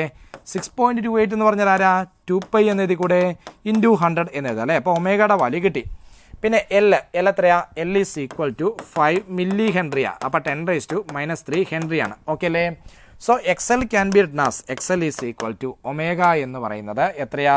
2π × 10⁻² എന്ന് വരും അല്ലേ. 2π × 100 10⁻² എന്ന് വരും. ബാക്കി എത്രയുണ്ട്? 5 × 10⁻³ എന്ന് വരും ശരിയല്ലേ. ഈ 5 × 2 എന്ന് പറഞ്ഞാൽ 10 വരില്ലേ. ആ 10ഉം 10⁻² കൂടെ വരുമ്പോൾ 10⁻³ വരില്ലേ? ആ 10⁻³ ഈ 10⁻³ ക്യാൻസൽ ചെയ്തൂടെ? ബാക്കി എത്രയാണ് ഉള്ളത്? പൈ അല്ലേ? പൈ എന്ന് പറഞ്ഞാൽ 3.14 എന്ന് വരില്ലേ? ഇൻഡക്റ്റീവ് റിയാക്റ്റൻസ് ആണ്, യൂണിറ്റ് ഓം അല്ലേ? സോ കറക്റ്റ് ആൻസർ ഓപ്ഷൻ 1 വരും അല്ലേ? ഓക്കെ, അപ്പോൾ 13th ക്വസ്റ്റ്യൻ ആൻസർ ഓപ്ഷൻ 1 വരും. എല്ലാവർക്കും ക്ലിയർ ആയി? വളരെ വളരെ സിമ്പിൾ ക്വസ്റ്റ്യൻ ആണല്ലേ? ചുമ്മാ മാർക്ക് ചെയ്ത് പോകേണ്ട കേസേ ഉള്ളൂ. ഓക്കെ, നമുക്ക് ക്വസ്റ്റ്യൻ നമ്പർ 14ലേക്ക് പോവാം. Match list 1 with list 2. വീണ്ടും ഒരു ക്വസ്റ്റ്യൻ. ഓക്കെ, അപ്പോൾ ഇത് നിങ്ങൾക്ക് ഡയറക്റ്റായിട്ട് അറിയാവുന്ന ഒരു ക്വസ്റ്റ്യൻ തന്നെയാണ്. ഇത് ഏതാണ്? ഇലക്ട്രോ മാഗ്നറ്റിക് വേവ്സിൻ്റെ ചാപ്റ്ററിൽ നിന്നുള്ള ക്വസ്റ്റ്യൻ ആണ് അല്ലേ? ഓക്കെ, അപ്പോൾ ഇതിനകത്ത് നിങ്ങൾ എന്തൊക്കെ കാര്യങ്ങളൊക്കെ കേട്ടുള്ളത് നോക്കിയേ. മൈക്രോവേവ്, റഡാറുമായിട്ട് ബന്ധപ്പെട്ട് മൈക്രോവേവ് ഉപയോഗിക്കുന്നത് നമ്മൾ ടെക്സ്റ്റ് ബുക്കിൽ ഡയറക്റ്റായിട്ട് പറയുന്നത് അല്ലേ? അപ്പോൾ റഡാർ എന്ന് പറഞ്ഞാൽ എയർക്രാഫ്റ്റ് നാവിഗേഷൻ. ഓക്കെ, അപ്പം എക്ക് കറസ്പോണ്ടിങ് ആയിട്ട് എന്ത് വന്നു? 4 വന്നല്ലേ? യു വി റേസ് ആണ് നമ്മൾ ലാസിക് ഐ സർജറിയെ കുറിച്ചൊക്കെ സംസാരിക്കുക അല്ലേ? U V rays, LASIK eye surgery direct ആയിട്ട് ക്വസ്റ്റിനകത്ത് കിടക്കുന്ന ഒരു സംഭവമാണ്, ലൈക്ക് അതിൻ്റെ ബുക്കിനകത്ത് കിടക്കുന്ന സംഭവമാണ് അല്ലേ? അപ്പം ബിക്ക് കറസ്പോണ്ടിങ് ആയിട്ട് 3 വരും, ഓപ്ഷൻ 3 വരും. ഇനി അടുത്തത് സി, ഇൻഫ്രാറെഡ് റേസ് നമ്മൾ ഫിസിയോതെറാപ്പി പോലുള്ള കേസുകളിലൊക്കെ ഉപയോഗിക്കുന്നു എന്ന് പറഞ്ഞ് നമ്മൾ കാണുന്നതാണ് അല്ലേ? ഓക്കെ, അപ്പോൾ സിക്ക് കറസ്പോണ്ടിങ് ആയിട്ട് 1 വരും. ഇനിയുള്ളത് ഡി അല്ലേ? ഡി എക്സ്റേസ് ആണല്ലേ? എക്സ്റേസ് ക്യാൻസർ ട്രീറ്റ്മെൻറ്റിനും അതിൻ്റെ ഡിറ്റക്ഷനും ഒക്കെ വേണ്ടി, മാമോഗ്രാഫിക്കൊക്കെ വേണ്ടി എക്സ്റേ ഉപയോഗിക്കാറുണ്ട്. പിന്നെ അതുപോലെ ചെറിയ ട്രീറ്റ്മെൻറ്റുകൾക്ക് ഉപയോഗിക്കാറുണ്ട്. ചുരുക്കി പറഞ്ഞാൽ എക്സ്റേ. അപ്പം ഡിക്ക് കറസ്പോണ്ടിങ് ആയിട്ട് 2 വരും. അപ്പോൾ എ എന്ന് പറയുന്നത് 4 വന്നു, ബി എന്ന് പറയുന്നത് 3 വന്നു, സി എന്ന് പറയുന്നത് 1 വന്നു, ഡി എന്ന് പറയുന്നത് 2 വന്നു. അപ്പോൾ കറക്റ്റ് ആൻസർ ഓപ്ഷൻ 3 അല്ലേ? ഓക്കെ, അപ്പോൾ 14ൻ്റെ ആൻസർ ഓപ്ഷൻ 3 വരും. ഓക്കെ ആണ്, സിമ്പിൾ ക്വസ്റ്റ്യൻ അല്ലേ? അപ്പോൾ ഇതിന് 15ാമത്തെ ക്വസ്റ്റ്യനിലേക്ക് പോകാം. The radius of electrons second stationary orbit എന്ന് പറഞ്ഞാൽ n=2 ആണല്ലേ? In Bohr's atom is R. അപ്പോൾ ബോർ ആറ്റം മോഡൽ ഏതാണ്? ആറ്റംസ് എന്ന് പറയുന്ന ചാപ്റ്ററുമായിട്ട് റിലേറ്റ് ചെയ്ത് വന്ന ഒരു ക്വസ്റ്റ്യൻ ആണ് അല്ലേ? Bore atom model. ഇപ്പോൾ ബോർ ആറ്റം മോഡലിനകത്ത് റേഡിയസ് കണ്ടുപിടിക്കാൻ ഫോർമുല ഉണ്ടല്ലോ. Rn = A0 × n². A0 എന്ന് പറഞ്ഞാൽ ബോർ റേഡിയസ് എന്നൊക്കെ പഠിച്ചിട്ടുണ്ടല്ലേ? That is Rn is directly proportional to n² അല്ലേ? Rn is directly proportional to n² ആണ്. ഇനി പറയുവാണ് radius of electron second stationary orbit. അപ്പം നമുക്ക് വേണമെങ്കിൽ R2 എന്ന് എഴുതാം. R2 ഈസ് പ്രൊപ്പോർഷണൽ ടു എത്രയാണ്?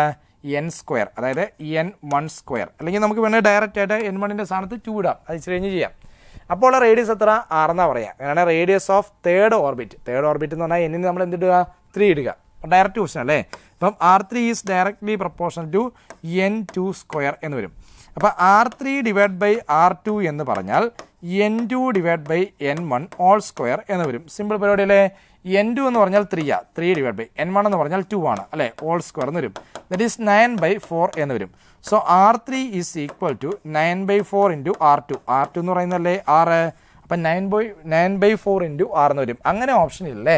നമുക്ക് 2 വെച്ച് ഡിവൈഡ് ചെയ്യാം. 2 വെച്ച് ഡിവൈഡ് ചെയ്താൽ ഇത് 4.5 / 2 എന്ന് വരും. 4.5നെ 2 വെച്ച് ഡിവൈഡ് ചെയ്താൽ 2.25 എന്ന് വരില്ലേ? 2.25 × R എന്ന് വരും അല്ലേ? സോ 15ാമത്തെ ക്വസ്റ്റിൻ്റെ ആൻസർ ഓപ്ഷൻ 2 വരും. ഓക്കെ, സിമ്പിൾ ക്വസ്റ്റിനാണ്. നമുക്ക് 16ാമത്തെ ക്വസ്റ്റിലേക്ക് പോകാം. Question number 16.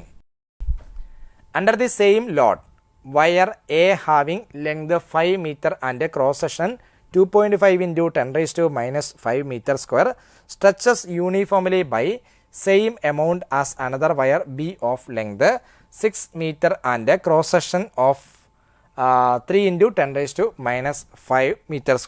അപ്പോൾ നമുക്ക് തന്നിരിക്കുന്നത് 2 വയറുകൾ നമ്മുടെ കയ്യിലുണ്ട്. എ എന്ന് പറയുന്ന ഒരു വയറുണ്ട്, ബി എന്ന് പറയുന്ന മറ്റൊരു വയറുണ്ട്. രണ്ടിടത്തും നമ്മൾ കണക്ട് ചെയ്തേക്കുന്ന ലോഡ് സെയിം ആണെന്നാണ് പറയുക അല്ലേ? രണ്ടിടത്തും കണക്ട് ചെയ്തേക്കുന്ന ലോഡ് സെയിം. അപ്പോൾ രണ്ടിടത്തും കൊടുത്തേക്കുന്ന ഫോഴ്സ് സെയിം ആണ്. അപ്പോൾ 2 വയറിലും നമ്മളൊരു ഫോഴ്സാണ് താഴത്തേക്ക് കൊടുത്തേക്കുന്നത്.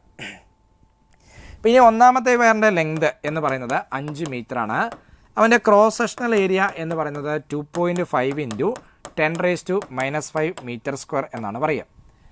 Stretches uniformly by the same amount എന്ന് പറഞ്ഞാൽ ഇവനുണ്ടായ ഒരു എലോങ്ങേഷൻ എൽ എന്ന് എഴുതുക. ഇവിടെ ഉണ്ടായ എലോങ്ങേഷൻ, ഓക്കെ, എലോങ്ങേഷൻ എന്ന് പറയുന്നത് എൽ എന്ന് എഴുതുക. ഏതാ? EF എന്ന് പറയുന്ന ഫോഴ്സ് അല്ലെങ്കിൽ ലോഡ് അപ്ലൈ ചെയ്തപ്പോൾ. ഇനി അതേപോലെ നമുക്ക് വേറൊരു വയറുണ്ട്, ബി എന്ന് പറയുന്ന വയറുണ്ട്. ബിയുടെ ലെങ്ത് എന്ന് പറയുന്നത് 6 meter ആണ്. ബിയുടെ ക്രോസ് സെക്ഷണൽ ഏരിയ എന്ന് പറയുന്നത് 3 × 10⁻⁻5 m² ആണ് cross sectional area.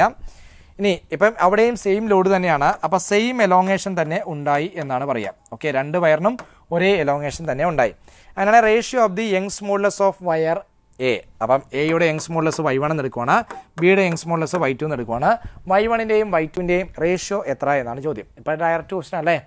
Young's modulus എന്ന് പറഞ്ഞാൽ എല്ലാവർക്കും അറിയാലോ ഫോർമുല സ്ട്രെസ് ബൈ സ്ട്രെയിൻ ആണ്. Linear stress divide by linear strain ആണ് നമ്മൾ യങ്സ് മോഡുലസ് എന്ന് പറയാം. ഓക്കെ, ഇപ്പോൾ ഇവിടെ സ്ട്രെസ് എന്ന് പറഞ്ഞാൽ ഫോഴ്സ് ബൈ ഏരിയ, സ്ട്രെയിൻ എന്ന് പറഞ്ഞാൽ change in length by original length. Okay അല്ലേ? യെസ്. അപ്പം അങ്ങനെയാണെങ്കിൽ ആരൊക്കെ സെയിമാണ് ഇവിടെ? ഫോഴ്സ് സെയിം ആണ്, അതുപോലെ എലോങ്ങേഷൻ സെയിം ആണ്. വ്യത്യാസമുള്ള ലെങ്തും ഏരിയ അല്ലേ. So Young's modulus is directly proportional to L by A എന്ന് പറയാലോ. So Young's modulus of first one divide by Young's modulus of second one. ഇതാണല്ലോ ചോദ്യം. Young's modulus of A to that of B അതാണ് പറയുന്നത് അല്ലേ. അപ്പം L1 by A1 ഇനി L2 by A2 ശരിയാണല്ലോ. That is equal to L1 എന്ന് പറഞ്ഞാൽ 5 ആണ്, L2 എന്ന് പറഞ്ഞാൽ 6 ആണ്. അടുത്തത് A2 എന്ന് പറഞ്ഞാൽ 3 ഇൻറ്റു 10⁻⁻5 ആണ്. A1 എന്ന് പറയുന്നത് 2.5 ഇൻറ്റു 10⁻⁻5 ആണ്. ഏതായാലും 10⁻5 അങ്ങ് ക്യാൻസൽ ആയിപ്പോയി. പിന്നെ നമുക്ക് ആരെയൊക്കെ ക്യാൻസൽ ചെയ്യാം? സിമ്പിൾ ക്വസ്റ്റിനാണ്. ഈ 2.5ഉം ഇവനോട് ക്യാൻസൽ ചെയ്യാം, 2 ആയി. 2 ഇൻറ്റു 3 6 വരും, താഴത്തെ 6 ക്യാൻസൽ ചെയ്യും. അപ്പോൾ ആൻസർ 1 വരും അല്ലേ. അപ്പോൾ ആൻസർ ഏതാണ്? 1:1. 16ാമത്തെ ക്വസ്റ്റിന് ആൻസർ ഓപ്ഷൻ 2 വരും. ഓക്കെ, എളുപ്പമുള്ള ക്വസ്റ്റ്യൻ ആയിരുന്നു അല്ലേ. മെക്കാനിക്കൽ പ്രോപ്പർട്ടീസ് ഓഫ് സോളിഡ്സ് അതുമായിട്ട് ബന്ധപ്പെട്ട് വന്ന ക്വസ്റ്റ്യൻ ആണ്, എല്ലാവർക്കും ചെയ്യാവുന്ന സിമ്പിൾ ക്വസ്റ്റ്യൻ ആണ്. ഓക്കെ, അടുത്ത ക്വസ്റ്റ്യനിലേക്ക് പോകാം. 17ാമത്തെ question. Considering a group of positive charges, കുറേ പോസിറ്റീവ് ചാർജ് ഉണ്ട്. Which of the following statement is correct? Okay, അപ്പോൾ നമ്മുടെ കയ്യിൽ കുറേ പോസിറ്റീവ് ചാർജുകൾ ഇങ്ങനെ അടുത്തടുത്ത് ഇരിപ്പുണ്ടെന്ന് ഇത് കുറേ പോസിറ്റീവ് ചാർജുകളുണ്ട്. Net potential of the system cannot be zero at a point. അപ്പോൾ ഈ ചാർജുകൾ കാരണമുള്ള നെറ്റ് പൊട്ടൻഷ്യൽ ഒരു പോയിന്റിൽ 0 ആയിരിക്കില്ല എന്നാണ് പറയുക. അപ്പോൾ അത് ശരിയല്ലേ? കാരണം ഇവിടെ ഒരു പോസിറ്റീവ് ചാർജ് ഉണ്ട്, ഇവിടെ ഒരു പോസിറ്റീവ് ചാർജ്, ഇത് Q1, ഇത് Q2, ഇത് Q3, ഇത് Q4 എന്ന് എഴുതുക. ഇവിടെ ഒരു പോയിന്റ് എടുത്തു കഴിഞ്ഞാൽ ഈ ഓരോ ചാർജ് കാരണവും ഇവിടെ പൊട്ടൻഷ്യൽ ഉണ്ടാവും അല്ലേ. ഒരു സിംഗിൾ ചാർജ് Q എന്ന് പറയുന്ന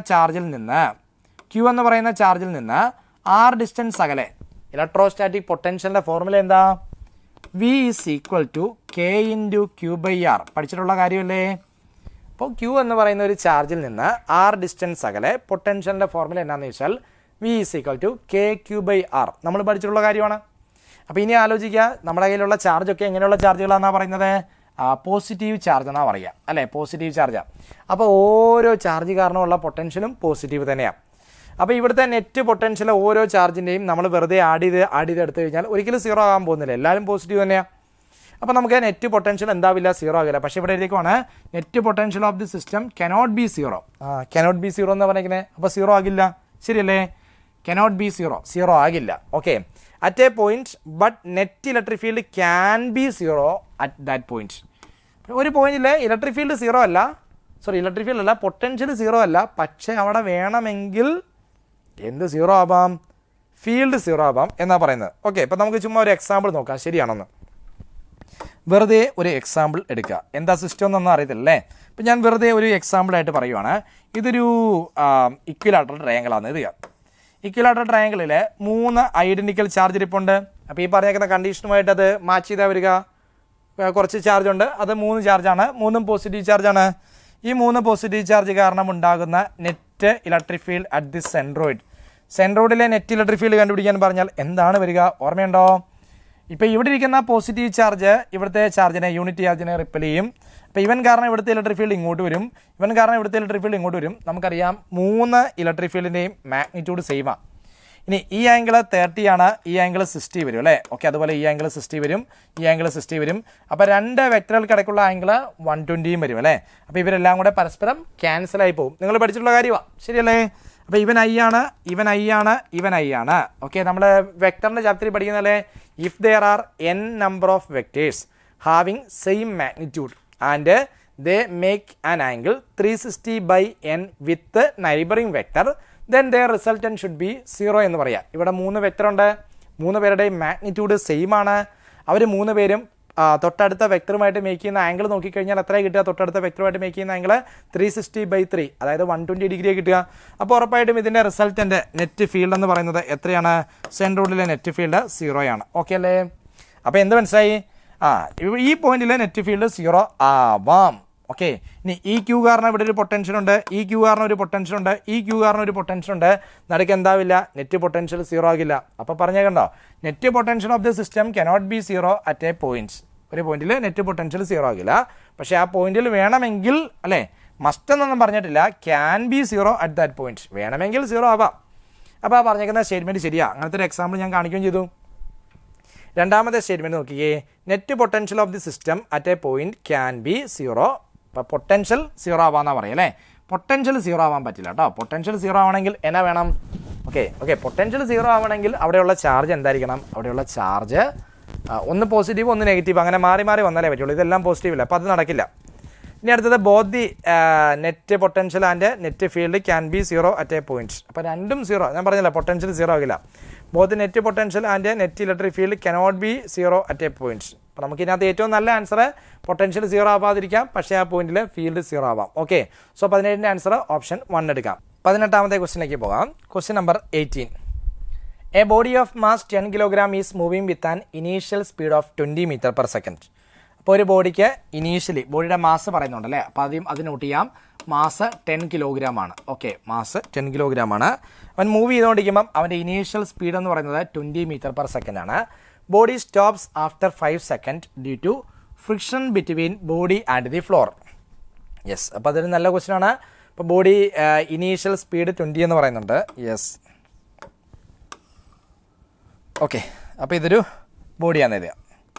ബോഡിയുടെ മാസൊക്കെ തന്നിട്ടുണ്ട്. ബോഡിയുടെ ഇനീഷ്യൽ സ്പീഡ് എന്ന് പറയുന്നത് എത്രയാണ്? 20 മീറ്റർ പെർ സെക്കൻഡ് ആണ്. ഓക്കെ. അപ്പോൾ ഇങ്ങനെ പോയിക്കൊണ്ടിരിക്കുമ്പോൾ അവിടെ എന്തുണ്ട്? ഫ്രിക്ഷൻ ഉണ്ടല്ലേ. അപ്പോൾ ഒരു കൈനറ്റിക് ഫ്രിക്ഷൻ കരുതിയാൽ മതി. അപ്പോൾ അതിൻ്റെ മൂവ്മെൻറ്റിന് ഓപ്പോസിറ്റ് ആയിട്ട് ഒരു കൈനറ്റിക് ഫ്രിക്ഷൻ ഉണ്ട്, ശരിയല്ലേ? ആ കൈനറ്റിക് ഫ്രിക്ഷൻ കാരണം ഒക്കെ ബോഡി മൂവ് ചെയ്യുന്ന ഡയറക്ഷന് ഓപ്പോസിറ്റ് ആയിട്ടാണ് ഫോഴ്സ്. അങ്ങനെയാണെങ്കിൽ ഗ്രാജുവലി സ്ലോ ചെയ്ത് അവസാനം അവൻ എന്തായി? റെസ്റ്റീവ് വന്നു. എത്ര സമയം കഴിഞ്ഞപ്പോഴാണ് റെസ്റ്റീവ് വന്നത്? 5 സെക്കൻഡ് കഴിഞ്ഞപ്പോഴാണ് റെസ്റ്റീവ് വന്നത് അല്ലേ. 5 സെക്കൻഡ് കഴിഞ്ഞപ്പം റെസ്റ്റീവ് വന്നു എന്നാണ് പറയുക. The value of the coefficient of friction is. അങ്ങനെയാണെങ്കിൽ കോയിഫിഷ്യൻ്റ് ഓഫ് ഫ്രിക്ഷൻ്റെ വാല്യൂ എത്രയാണ്? മ്യൂ എത്രയാണ് എന്നാണ് ചോദ്യം. Okay. Acceleration due to gravity 10 ആയിട്ട് എടുത്തോളാൻ ഒക്കെ പറയുന്നുണ്ട്. ഓക്കെ. അപ്പോൾ നിങ്ങൾക്ക് അറിയാവുന്ന കാര്യമാണ്. ഈ ബോഡിയെ സംബന്ധിച്ച് നോക്കുവാണെങ്കിൽ താഴത്തേക്ക് എന്തുണ്ട്? mg ഉണ്ട്. മുകളിലേക്ക് എത്ര ഉണ്ട്? നോർമൽ റിയാക്ഷൻ ഉണ്ട്, ശരിയല്ലേ? അപ്പോൾ അങ്ങനെയാണെങ്കിൽ ഫ്രിക്ഷണൽ ഫോഴ്സ് കണ്ടുപിടിക്കാൻ നമുക്കറിയാം. ഇവിടെ ആര് ക്യാൻസൽ ആവും? ഈ ഡയറക്ഷനിൽ ആക്സിലറേഷൻ ഇല്ല, അപ്പോൾ n is equal to mg ആണ്. ഓക്കെ അല്ലേ? യെസ്. അടുത്ത ഐഡിയ, ഫ്രിക്ഷണൽ ഫോഴ്സിൻ്റെ എക്സ്പ്രഷൻ കൈനറ്റിക് ഫ്രിക്ഷൻ എന്ന് പറയുന്നത് മ്യൂ കെ ഇൻറ്റു എൻ എന്നാണ് പറയുക അല്ലേ. മ്യൂ കെ എന്ന് പറഞ്ഞാൽ കോയിഫിഷ്യൻ്റ് ഓഫ് കൈനറ്റിക് ഫ്രിക്ഷൻ ആണ്. That is equal to mu K into mg എന്ന് പറയാം. എന്നിൻ്റെ വാല്യൂ സബ്സ്റ്റിറ്റ്യൂട്ട് ചെയ്യും. ഇതാണ് ഈ ബോഡിയിൽ ആക്ട് ചെയ്യുന്ന ഏക ഫോഴ്സ്. അതെങ്ങോട്ടാ? ബോഡി മൂവ് ചെയ്യുന്ന ഡയറക്ഷന് ഓപ്പോസിറ്റ് ആയിട്ടാണ് വരിക അല്ലേ. ഓപ്പോസിറ്റ് ആയിട്ടാണ് വരിക. അപ്പോൾ ഫോഴ്സിനെ നമുക്ക് എങ്ങനെ എഴുതാം? Mass of the body into acceleration എന്ന് പറയാം അല്ലേ. That is equal to mu K into mg എന്ന് വരും. ആര് ക്യാൻസൽ? m cancel. സോ എയുടെ വാല്യൂ എത്രയാണ് കിട്ടുക?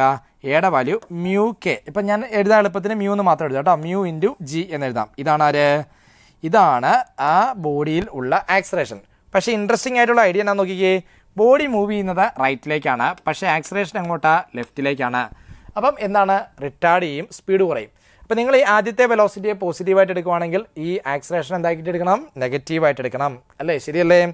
സോ അങ്ങനെയെങ്കിൽ നമ്മുടെ ഇനീഷ്യൽ വെലോസിറ്റി നോക്കുക. Initial velocity is equal to 20 metre per second എന്ന് ക്വസ്റ്റിനിൽ പറയുന്നുണ്ട്. ഓക്കെ. 10 സെക്കൻഡ് കഴിയുമ്പോൾ 5 സെക്കൻഡ് കഴിയുമ്പം ഇവൻ റെസ്റ്റ് വരും എന്ന് പറയുന്നുണ്ട്. സോ ഫൈനൽ വെലോസിറ്റി 0 എന്ന് പറയുന്നുണ്ട്. ഏറ്റവും പ്രധാനപ്പെട്ട കാര്യം അവിടുത്തെ ആക്സിലറേഷൻ മ്യൂ കോൺസ്റ്റന്റ് ആണ്, g കോൺസ്റ്റന്റ് ആണ്. അപ്പോൾ ഇത് എന്താ ആക്സിലറേഷനാണ്? യൂണിഫോം ആക്സിലറേഷൻ ആണ്. അപ്പോൾ ഇത് യൂണിഫോംലി ആക്സിലറേറ്റഡ് മോഷനാ എന്ന് പറഞ്ഞാൽ കൈനമാറ്റിക് ഇക്വേഷൻസ് അപ്ലൈ ചെയ്യാം അല്ലേ. മോഷൻ സ്റ്റൈലിൻ്റെ ഒരു ക്വസ്റ്റ്യൻ ആണ്. കൈനമാറ്റിക് ഇക്വേഷൻസ് അപ്ലൈ ചെയ്യാം. ഓക്കെ ആണല്ലോ. സോ എയുടെ സ്ഥാനത്ത് എന്തെഴുതുക? മ്യൂ ഇൻറ്റു ജി എന്ന് എഴുതുക. പക്ഷേ ഞാനൊരു മൈനസ് ഇട്ടു. എന്തുകൊണ്ടാണ് മൈനസ് ഇട്ടത്? വെലോസിറ്റിയുടെ ഡയറക്ഷന് ഓപ്പോസിറ്റ് ആണ്, ബോഡിക്ക് റിട്ടാർഡേഷൻ ആണ് ഉണ്ടാകുക എന്ന് കാണിക്കാൻ വേണ്ടിയാണ്. ഓക്കെ. അപ്പോൾ ഇവരെ കണക്ട് ചെയ്യാനായിട്ടുള്ള ഫോർമുല ഏതാണ്? v equal to u plus AT അല്ലേ കണക്ട് ചെയ്യാനുള്ള ഫോർമുല. അതിനകത്ത് v എത്ര?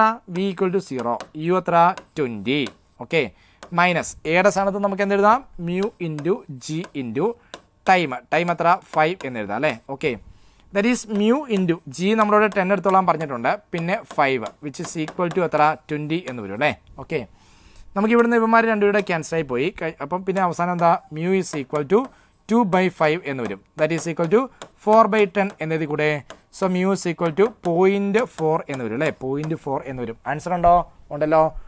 18ാമത്തെ ക്വസ്റ്റിന് ആൻസർ ഓപ്ഷൻ 4 വരും. ഓക്കെ അല്ലേ. സിമ്പിൾ ക്വസ്റ്റ്യൻ ആയിരുന്നു. ഇനി നമുക്ക് 19ാമത്തെ ക്വസ്റ്റ്യനിലേക്ക് പോകാം. Question number 19. A hypothetical gas expands adiabatically. അപ്പോൾ നമ്മളിൽ ഹൈപ്പോത്തറ്റിക്കൽ ആയിട്ടുള്ള ഒരു ഗ്യാസ് ഉണ്ട്, ഏതാണെന്നും അറിയത്തില്ല, ഏതോ ഒരു ഗ്യാസ്. എങ്ങനെയാണ് എക്സ്പാൻഡ് ചെയ്യുക? അഡിയബാറ്റിക് എക്സ്പാൻഷൻ ആണ് അല്ലേ. PV raise to gamma equal to a constant അല്ലേ. അഡിയബാറ്റിക് എക്സ്പാൻഷൻ എന്ന് പറഞ്ഞു കഴിഞ്ഞാൽ നിങ്ങൾക്ക് അറിയാം, എനർജി മാറില്ല അല്ലേ, എനർജി അങ്ങോട്ടും ഇങ്ങോട്ടും കടന്നു പോകില്ല. ഓക്കെ, ഹീറ്റ് ട്രാൻസ്ഫർ ഉണ്ടാകില്ല. അഡിയബാറ്റിക് എക്സ്പാൻഷൻ എന്ന് പറഞ്ഞാൽ formula PV raise to gamma equal to a constant ആണ് അല്ലേ. Volume changes from 8 litre to 27 litre എന്നാണ് പറയാം. അതായത് ഇനീഷ്യൽ വോളിയം എന്ന് പറയുന്നത് V1 is equal to 8 litre ആയിരുന്നു. ഫൈനൽ വോളിയം എന്ന് പറയുന്നത് 27 ലിറ്ററായി മാറി. അപ്പോൾ എക്സ്പാൻഡ് ചെയ്യാന്നാണ് പറഞ്ഞേക്കുന്നത്. ശരിയാ, വോളിയം കൂടി. If the ratio of final pressure of the gas to initial pressure, പ്രഷറിൻ്റെ റേഷ്യോ എങ്ങനെ പറയുന്നത്? Final pressure that is P2 divide by initial pressure. ഇതിൻ്റെ റേഷ്യോ എത്ര എന്നാണ് പറയുന്നത്? 16/81 എന്നാണ് പറയുന്നത്. ഓക്കെ, അപ്പോൾ ഇത്രയും ഡേറ്റ പറയുന്നുണ്ട് അല്ലേ. അങ്ങനെയാണെങ്കിൽ then the ratio of CP/CV will be. ഇവിടെ CP/CVയുടെ റേഷ്യോ എത്രയായിരിക്കും എന്നാണ് ക്വസ്റ്റ്യൻ. ഓക്കെ, അപ്പോൾ നിങ്ങൾക്ക് അറിയാവുന്ന കാര്യം നേരിട്ട് കൊടുത്തേ. PV ഈക്വൽ ടു കോൺസ്റ്റന്റ് അല്ലേ. So P1 V1 raise to gamma equal to P2 V2 raise to gamma എന്ന് എഴുതാലോ. CP/CV എന്ന് പറഞ്ഞാൽ ആരാ? CP/CV എന്ന് പറഞ്ഞാൽ ഗാമയാണ് അല്ലേ. CP/CV is equal to gamma. അപ്പോൾ ഗാമയാണ് കണ്ടുപിടിക്കേണ്ടത്. അപ്പോൾ ഡയറക്റ്റ് ട്രൈ ചെയ്യാവുന്ന ഗസ്സേ ഉള്ളൂ അല്ലേ, ഡയറക്റ്റ് ട്രൈ ചെയ്യാവുന്ന ഗസ്സേ ഉള്ളൂ. അപ്പം വന്നേ P1/P2 എന്ന് പറഞ്ഞാൽ അങ്ങനെ എഴുതാം. P1/P2 is equal to V2 divide by V1 raise to gamma എന്ന് എഴുതി കൂടെ. P1/P2 എന്ന് പറഞ്ഞാൽ നേരെ തിരിച്ചു വരും അല്ലേ. 81/16 എന്ന് വരും, which is equal to V2 എത്രയായിരുന്നു? V2 27 ആണ്. V1 എത്രയാണ്? V1 എന്ന് പറയുന്നത് 8 ആണ് അല്ലേ. റേസ് ടു ഗാമ എന്നുണ്ട്. ഓക്കെ, കറക്റ്റാണ്. ഓക്കെ, ഇവന്മാരെ ഈ ലെഫ്റ്റ് ഹാൻഡ് സൈഡിലുള്ളവന്മാരെ നമുക്ക് ചെറിയതായിട്ടൊന്ന് മോഡിഫൈ ചെയ്യാം. എങ്ങനെ മോഡിഫൈ ചെയ്യാൻ തൊട്ടേ? 27 × 3 എന്ന് ഞാൻ എഴുതുവാണ്. ഇവനെ നമുക്ക് 8 × 2 എന്ന് എഴുതാം. 8 × 2 എന്ന് എഴുതാം, ശരിയല്ലേ. Which is equal to 27/8 raise to gamma എന്ന് എഴുതാലോ. ഓക്കെ, കറക്റ്റാണ്. അപ്പോൾ ഇനി അടുത്ത സ്റ്റെപ്പിൽ ചെയ്യാവുന്നത് ഈ 27/8നെ ഞാൻ അപ്പുറത്തേക്ക് കൊണ്ടുപോവാം. ഓക്കെ, അപ്പോൾ എന്തുവരും? 3/2 ഈസ് ഈക്വൽ ടു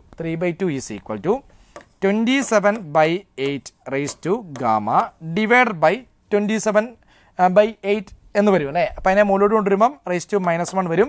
അപ്പോൾ ഗാമ റേസ് ടു -1 എന്ന് വരും, ശരിയല്ലേ. ഗാമ റേസ് ടു -1 എന്ന് എഴുതാലോ. യെസ്, അപ്പോൾ ഇങ്ങനെ നമുക്ക് എഴുതാം അല്ലേ, ശരിയല്ലേ. ഇനി അടുത്ത സ്റ്റെപ്പിൽ ഇവനെ ബാക്കി എന്താ ചെയ്യാൻ പറ്റുക നോക്കാം.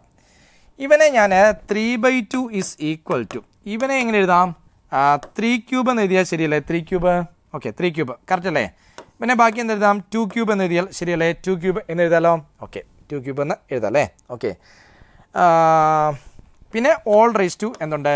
ഗാമ -1 എന്ന് വരും, കറക്റ്റ് അല്ലേ. യെസ്, അപ്പോൾ അങ്ങനെയാണ് എങ്കിൽ 3/2 raise to 1 is equal to 3/2 raise to, okay, ഇത് ഹോൾ 3 വരും അല്ലേ. 3 × ഗാമ റേസ് ടു 1 എന്ന് വരും, ശരിയല്ലേ. 3 × ഗാമ റേസ് ടു 1 എന്ന് വരും. അപ്പോൾ ഇങ്ങനെ പറഞ്ഞെങ്കിൽ രണ്ടുപേരുടെയും പവർ സെയിം ആവണ്ടേ? പവർ സെയിം ആണ്. അപ്പോൾ 3 × gamma raise to gamma -1 is equal to 1 എന്ന് വരും അല്ലേ. അപ്പോൾ 3 ഗാമ -3 ഇസ് ഈക്വൽ ടു 1 എന്ന് വരും. 3 ഗാമ ഇസ് ഈക്വൽ ടു 4 എന്ന് വരും. So gamma is equal to 4/3 എന്ന് വരും അല്ലേ. Gamma equal to 4/3. അങ്ങനെ ആൻസർ ഉണ്ടോ നോക്കിക്കേ. ഇപ്പോൾ ചെറിയൊരു മാത്തമാറ്റിക്കൽ കാൽക്കുലേഷൻ വന്നതേ ഉള്ളൂ. ഗാമ ഈക്വൽ ടു 4/3 ഓപ്ഷൻ ഉണ്ടല്ലേ. സോ 19ാമത്തെ ക്വസ്റ്റ്യൻ ആൻസർ ഓപ്ഷൻ 1 വരും. ഓക്കെ, ഇനി നമുക്ക് 20ാമത്തെ ക്വസ്റ്റ്യനിലേക്ക് പോകാം. Question number 20. Given below are 2 statements. 2 statement ഉണ്ട്. In a typical transistor, all 3 regions, emitter, base and collector have same doping level. ഇത് നമ്മൾ ഏത് സെക്ഷനാണെന്ന് അറിയാലോ? സെമി കണ്ടക്ടറിൻ്റെ ചാപ്റ്ററാണ് അല്ലേ. ട്രാൻസിസ്റ്ററുമായിട്ട് ബന്ധപ്പെട്ട ഒരു ക്വസ്റ്റ്യൻ ആണ്. ക്വസ്റ്റ്യനകത്ത് വന്നിരിക്കുന്ന ഐഡിയ എമിറ്റർ, ബേസ്, കളക്ടർ 3 പേർക്കും ഒരേ ഡോപ്പിംഗ് ലെവൽ എന്നാണ് പറയുക. തെറ്റല്ലേ? എമിറ്ററാണ് heavily doped, collector moderately doped ആണ്, ബേസ് എന്ന് പറഞ്ഞാൽ ലൈറ്റ്ലി ഡോപ്ഡ് ആണ്. പക്ഷേ ഇവർ പറയുക എല്ലാവർക്കും ഒരേ ഡോപ്പിംഗ് ആണെന്നല്ലേ. അപ്പോൾ അത് തെറ്റിപ്പോയി. സെക്കൻഡ് സ്റ്റേറ്റ്മെൻറ്റ് നോക്കാം. In a transistor collector is thickest. കളക്ടറിനാണ് ഏറ്റവും സൈസ് കൂടുതൽ, അത് ശരിയാണ്. കളക്ടർ തിക്കസ്റ്റ് എന്ന് പറഞ്ഞാൽ ശരിയാണ്. അതിൻ്റെ ബേസ് ഈസ് തിന്നസ്റ്റ്. ബേസിനാണ് ഏറ്റവും സൈസ് കുറവ്. ഇനി നമ്മുടെ എമിറ്ററിനാണ് മോഡറേറ്റ് സൈസ് എന്നാണ് പറയുക അല്ലേ. ഡോപ്പിംഗ് നേരെ തിരിച്ചാണ്. ഡോപ്പിംഗ് ആണ് ഏറ്റവും കൂടുതൽ എമിറ്ററിനാണ്, ഏറ്റവും കുറവ് ബേസിനാണ്, മോഡറേറ്റ് ഡോപ്പിംഗ് വരുന്നത് കളക്ടറിനാണ്. സൈസ് പറയുകയാണെങ്കിൽ കളക്ടറിനാണ് ഏറ്റവും കൂടുതൽ, എമിറ്ററിന് മോഡറേറ്റ് സൈസാണ്, ബേസിന് ഏറ്റവും സൈസ് കുറവാണ് അല്ലേ. അപ്പം ഒന്നാമത്തെ സ്റ്റേറ്റ്മെൻറ്റ് തെറ്റായിരുന്നെങ്കിലും രണ്ടാമത്തെ സ്റ്റേറ്റ്മെൻറ്റ് ശരിയല്ലേ. അപ്പോൾ അങ്ങനെ ഏതാ ഓപ്ഷൻ വന്നിരിക്കുന്നത്? Statement 1 is incorrect and statement 2 is correct. Option 3 അല്ലേ. ഓക്കെ, അപ്പോൾ 20ാമത്തെ ക്വസ്റ്റ്യൻ ആൻസർ ഓപ്ഷൻ 3 വരും. Question number 21. A series LCR circuit consist of. Series LCR സർക്യൂട്ടാണ്. അപ്പോൾ ഇത് ഏത് ചാപ്റ്ററാണ്? എ സിയുടെ ചാപ്റ്ററാണ് അല്ലേ. ഓക്കെ, ഇപ്പോൾ ഇവിടെ റെസിസ്റ്റൻസ് എത്രയാണ്? 80 ഓം ഉണ്ട്. ഇൻഡക്റ്റീവ് റിയാക്റ്റൻസ് 100 ഓം ഉണ്ട്. കപ്പാസിറ്റീവ് റിയാക്റ്റൻസ് 40 ഓം ഉണ്ട്. അപ്പോൾ ഇത് ഇൻഡക്റ്റീവ് റിയാക്റ്റൻസ് ആണ് കൂടുതൽ. അപ്പോൾ ഈ സർക്യൂട്ടിൽ നിങ്ങൾക്ക് അറിയാം കറണ്ട് ലാഗ് ചെയ്യുവാണ് ചെയ്യുന്നത് അല്ലേ. ഇൻപുട്ട് വോൾട്ടേജ്, നമുക്ക് ഇൻപുട്ട് വോൾട്ടേജിൻ്റെ എക്സ്പ്രഷൻ തന്നിട്ടുണ്ടല്ലോ.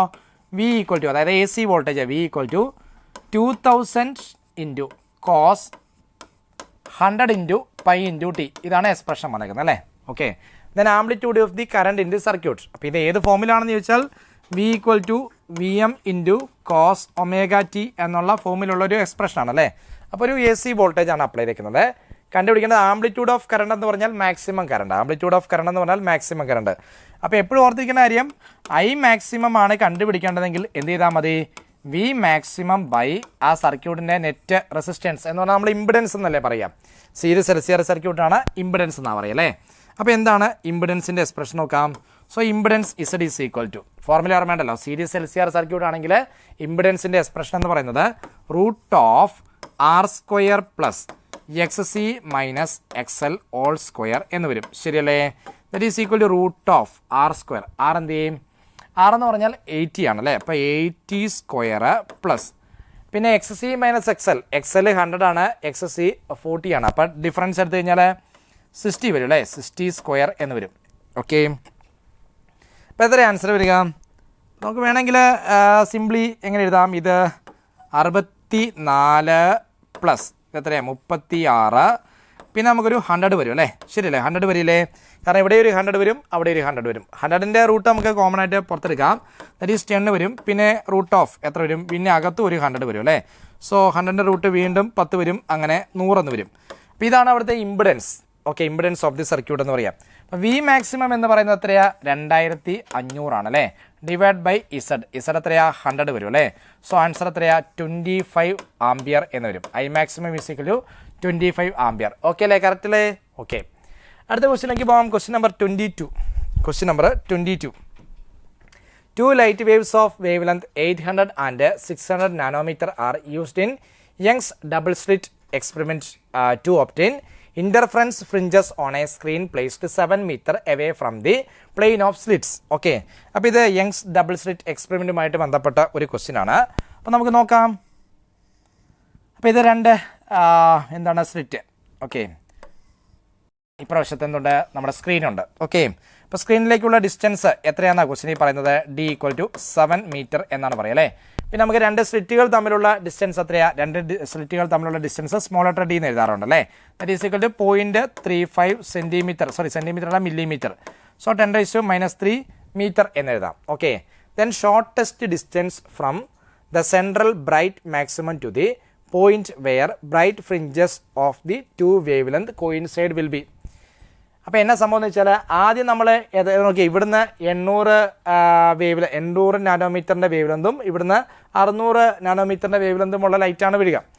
അപ്പോൾ അവിടെ ഫ്രിഞ്ചസ് ഡെവലപ്പ് ചെയ്യുന്നു. നമ്മൾ കണ്ടുപിടിക്കുന്ന shortest distance from the central bright മാക്സിമത്തിൽ നിന്നുമുള്ള ഷോർട്ടസ്റ്റ് ഡിസ്റ്റൻസ് ആണ് വേണ്ടത് to the point where bright fringes of the 2 wavelength coincide will B.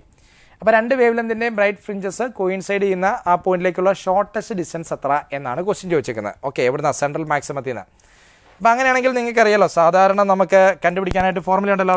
എന്താണ്? Beta equal to N into, okay, എത്രാമത്തെ എന്നറിയത്തില്ലെങ്കിൽ നമുക്ക് N into lambda into D by D. ഇതല്ലേ നമ്മുടെ ബേസിക് ഫോർമുല എന്ന് പറയാം. അപ്പോൾ ഫസ്റ്റ് 1 കാരണമുള്ളത് നമ്മൾ എഴുതുവാണെങ്കിൽ β1 എന്ന് പറഞ്ഞാൽ ഏതാ പോയിന്റ് എന്നുള്ള അല്ലേ, നമ്മൾ ഫ്രിഞ്ച് വിഡ്ത്ത് എന്ന് പറയും അല്ലേ. Okay, β1 is equal to n1 into ലാംഡ1 ഇൻറ്റു ഡി ബൈ ഡി ആണല്ലേ. ഓക്കെ, അപ്പോൾ β2 എന്ന് പറയുന്നത് രണ്ടാമത്തെ വേവ് ലെന്ത് കാരണമാണെങ്കിൽ n2 ഇൻറ്റു ലാംഡ2 ഇൻറ്റു ഡി ബൈ ഡി എന്ന് പറയാം. ശരിയല്ലേ? അതായത് ഇവൻ്റെ എന്ത് വിഡ്ത്തും ഇവൻ്റെ എന്ത് ഫ്രിഞ്ചും ഇവൻ്റെ എന്ത് ഫ്രിഞ്ചും തമ്മിലാണ് കോയിൻസൈഡ് നിൽക്കുന്നത്. ഓക്കെ, അങ്ങനെ നമ്മൾ ഇവൻ്റെ N1 ഇവൻ്റെ N2 ഇവൻ്റെ N1 ഇവൻ്റെ ഒരു ഇപ്പോൾ 2 ആണെങ്കിൽ ഇവൻ്റെ വേറൊരു വാല്യൂ അത്രേ ഉദ്ദേശമുള്ളൂ കേട്ടോ. ഓക്കെ, അപ്പോൾ ഇതാണ് ആ പൊസിഷനിലേക്കുള്ള ഡിസ്റ്റൻസ്. നമുക്കൊരു കാര്യം ഉറപ്പാണ്, കോയിൻസൈഡ് ചെയ്യുക എന്ന് പറഞ്ഞാൽ അതിൻ്റെ അർത്ഥം β1 = β2 ആയിരിക്കണ്ടേ. കോയിൻസൈഡ് ചെയ്യുക എന്ന് പറഞ്ഞാൽ β1 = β2 ആയിരിക്കണം. അപ്പോൾ that is N1 × λ1 × d / small letter d N2 × λ2 × d / small letter d എന്ന് വരും അല്ലേ. ഇവന്മാർ രണ്ടുകൂടെ ക്യാൻസൽ ആയി പോയി. പിന്നെ ഉള്ളത് N1 × λ1 എത്രയായിരുന്നു? 800 നാനോമീറ്റർ. N2 × λ2 എത്രയാ? 600 നാനോമീറ്റർ. ഓക്കെ അല്ലേ, നാനോമീറ്റർ ഒക്കെ ക്യാൻസൽ ആയി പോയി. പിന്നെ നമുക്ക് കിട്ടുക N1 × 4 = N2 × 3 എന്ന് വരും അല്ലേ. രണ്ട് വശത്ത് നമുക്ക് 2 വെച്ച് ക്യാൻസൽ ചെയ്യാം. ഇത് വാലിഡായി വരണമെങ്കിൽ N1 ഉം N2 വരാവുന്ന മിനിമം വാല്യൂസ് നോക്കുകയെ. മിനിമം ഏതൊക്കെ വാല്യൂസ് വരുമ്പോഴാണ് ഇവർ വാലിഡ് ആകുക? ഓക്കെ, N1 ഇപ്പം 1 വരുവാണ്. N1 1 വരുവാണെങ്കിൽ N2 രണ്ടും ഏതായാലും ഈക്വൽ ആവാൻ പറ്റില്ല അല്ലേ. N1 1 വന്നു, N2 2 ആയി. ശരിയാണോ? ഇത് 4, ഇത് 6 എന്നായി പോകും. ഇനി N1 നമുക്ക് 2 എടുക്കാം, N2 3 എടുക്കാം. ശരിയാകുമോ? 2 × 4 8 ആവും. ഇത് 3 × 3 9 ആവും. സെയിം ആകുന്നില്ലേ. ഓക്കെ, N1 = ഞാൻ 3 എടുത്തു, N2 = 4 എടുത്തു. ശരിയല്ലേ. അപ്പോൾ 3 × 4 12 വരും, 4 × 3 12 വരും. അപ്പോൾ ഇവർ രണ്ടുപേരും കൂടെ ഈക്വലായി വരണമെങ്കിൽ N1-ൻ്റെയും N2-ൻ്റെയും ഏറ്റവും ചെറിയ വാല്യൂസ് എന്ന് പറഞ്ഞാൽ 3 ആണ്, 3ഉം 4ഉം ആണ്. അപ്പോൾ ഒന്നാമത്തെ വേവുമായിട്ട് കറസ്പോണ്ട് ചെയ്ത് വരുന്ന തേർഡ് ഫ്രിഞ്ചും രണ്ടാമത്തെ വേവുമായിട്ട് കറസ്പോണ്ട് ചെയ്ത് വരുന്ന ഫോർത്ത് ഫ്രിഞ്ചും കൂടിയാണ് എന്ത് ചെയ്തേക്കുന്നത്? കോയിൻസൈഡ് ചെയ്തേക്കുന്നത്. ഓക്കെ, അപ്പോൾ ആ കോയിൻസൈഡ് ചെയ്തേക്കുന്ന പോയിന്റിലേക്കുള്ള ദൂരമാണ് β1. അപ്പോൾ ഒന്നെങ്കിൽ β1 കണ്ടുപിടിക്കുക, അല്ലെങ്കിൽ β2 കണ്ടുപിടിക്കുക. സംഭവം സിമ്പിൾ അല്ലേ. അപ്പോൾ അതാണ് നമ്മളോട് കണ്ടുപിടിക്കാൻ പറയുന്നത്. സെൻട്രൽ മാക്സിമം നിന്നും ഇവർ കോയിൻസൈഡ് ചെയ്യുന്ന പോയിന്റിലേക്കുള്ള ദൂരം. അപ്പോൾ ഒന്നെങ്കിൽ β1 കണ്ടുപിടിക്കുക, അല്ലെങ്കിൽ β2 കണ്ടുപിടിക്കുക. രണ്ടും ഒന്ന് തന്നെയാണ്. സോ β1 എന്ന് പറഞ്ഞാൽ N1 എത്രയാണ് കിട്ടിയിരിക്കുന്നത്? 3. λ1 എത്രയാ? 800 നാനോമീറ്റർ. അപ്പോൾ 800 × 10 - 9 നാനോമീറ്റർ അല്ലേ. ഓക്കെ, ഇൻറ്റു ഡി എത്രയാ? 7 അല്ലായിരുന്നോ? ഓക്കെ, ഡിവൈഡ് ബൈ 35 × 10 - 5 എന്ന് എഴുതിയാൽ ശരിയല്ലേ? കറക്റ്റ് അല്ലേ. ഓക്കെ, ആരെങ്കിലുമൊക്കെ ക്യാൻസൽ ചെയ്യാൻ പറ്റുമോ? ദൈവന്മാർ രണ്ടുകൂടെ ക്യാൻസൽ ചെയ്യാം അല്ലേ. ഓക്കെ, 5 വരും. പിന്നെ ആരെങ്കിലും ക്യാൻസൽ ചെയ്യാൻ പറ്റുന്നുണ്ടോ നോക്കി. 10ൻ്റെ പവറൊക്കെ ഒന്ന് ശരിയാക്കാം. 3 × 8 ഡിവൈഡ് ബൈ 5 നമുക്കുണ്ട് നമ്പേഴ്സായിട്ട്. പിന്നെ 10ൻ്റെ പവറിലേക്ക് വരുവാണെങ്കിൽ ഇവൻ മുകളിലോട്ട് വന്നു കഴിയുമ്പോൾ എന്താ വരിക? 10⁻⁴. ഓക്കെ, ഇവിടെ 10⁻⁴ 5 വരും. ഇവിടെ ഒരു 2 ഉണ്ട്. അപ്പോൾ 10⁻⁷ 7 വരും. അപ്പോൾ 10⁻⁻² എന്ന് വരും അല്ലേ. അപ്പോൾ നോക്കുക, ഇത് 24/5 ആണ്. 24/5 എന്ന് പറഞ്ഞാൽ ഏകദേശം എത്ര വരിക? 24/5 എന്ന് പറഞ്ഞു കഴിഞ്ഞാൽ ഏകദേശം ഓക്കെ 5-ന് ഒരു വാല്യൂ വരും അല്ലേ. 24/5. അപ്പോൾ ഒരു വഴിയുണ്ട്. 24/5 × 10⁻⁻² എന്താണ് 2 എന്നല്ലേ കിടക്കുന്നത്. നമുക്കൊരു 2 വെച്ച് മൾട്ടിപ്ലൈ ചെയ്യാം. 48/10 × 10⁻⁻² മീറ്റർ എന്ന് വരും അല്ലേ. ഈ 10 കൂടെ മുകളിലോട്ട് പോവുക. അപ്പോൾ എന്നാ വരും? 48 × 10⁻⁻³ മീറ്റർ എന്ന് വരും അല്ലേ. സോ 48 മില്ലിമീറ്റർ എന്ന് വരും. അപ്പോൾ കറക്റ്റ് ആൻസർ 48 മില്ലിമീറ്റർ എന്ന് വരും. ഓക്കെ, അപ്പോൾ ഇൻഡിജർ ടൈപ്പ് ക്വസ്റ്റൻ ആണ്. 48 മില്ലിമീറ്റർ. ഇതാണ് കറക്റ്റ് ആൻസർ വരിക. നമുക്ക് അടുത്ത ക്വസ്റ്റിലേക്ക് പോകാം. Question number 23. A water heater of power 2000 watt is used to heat water. ഇപ്പോൾ ഒരു വാട്ടർ ഹീറ്റർ ഉണ്ട്. വാട്ടർ ഹീറ്ററിൻ്റെ പവർ നമ്മൾ ഇൻപുട്ടിൽ കൊടുക്കുന്ന power 2000 watt. 2000 water electricity apply ചെയ്താലേ അത് വർക്ക് ചെയ്യുള്ളൂ.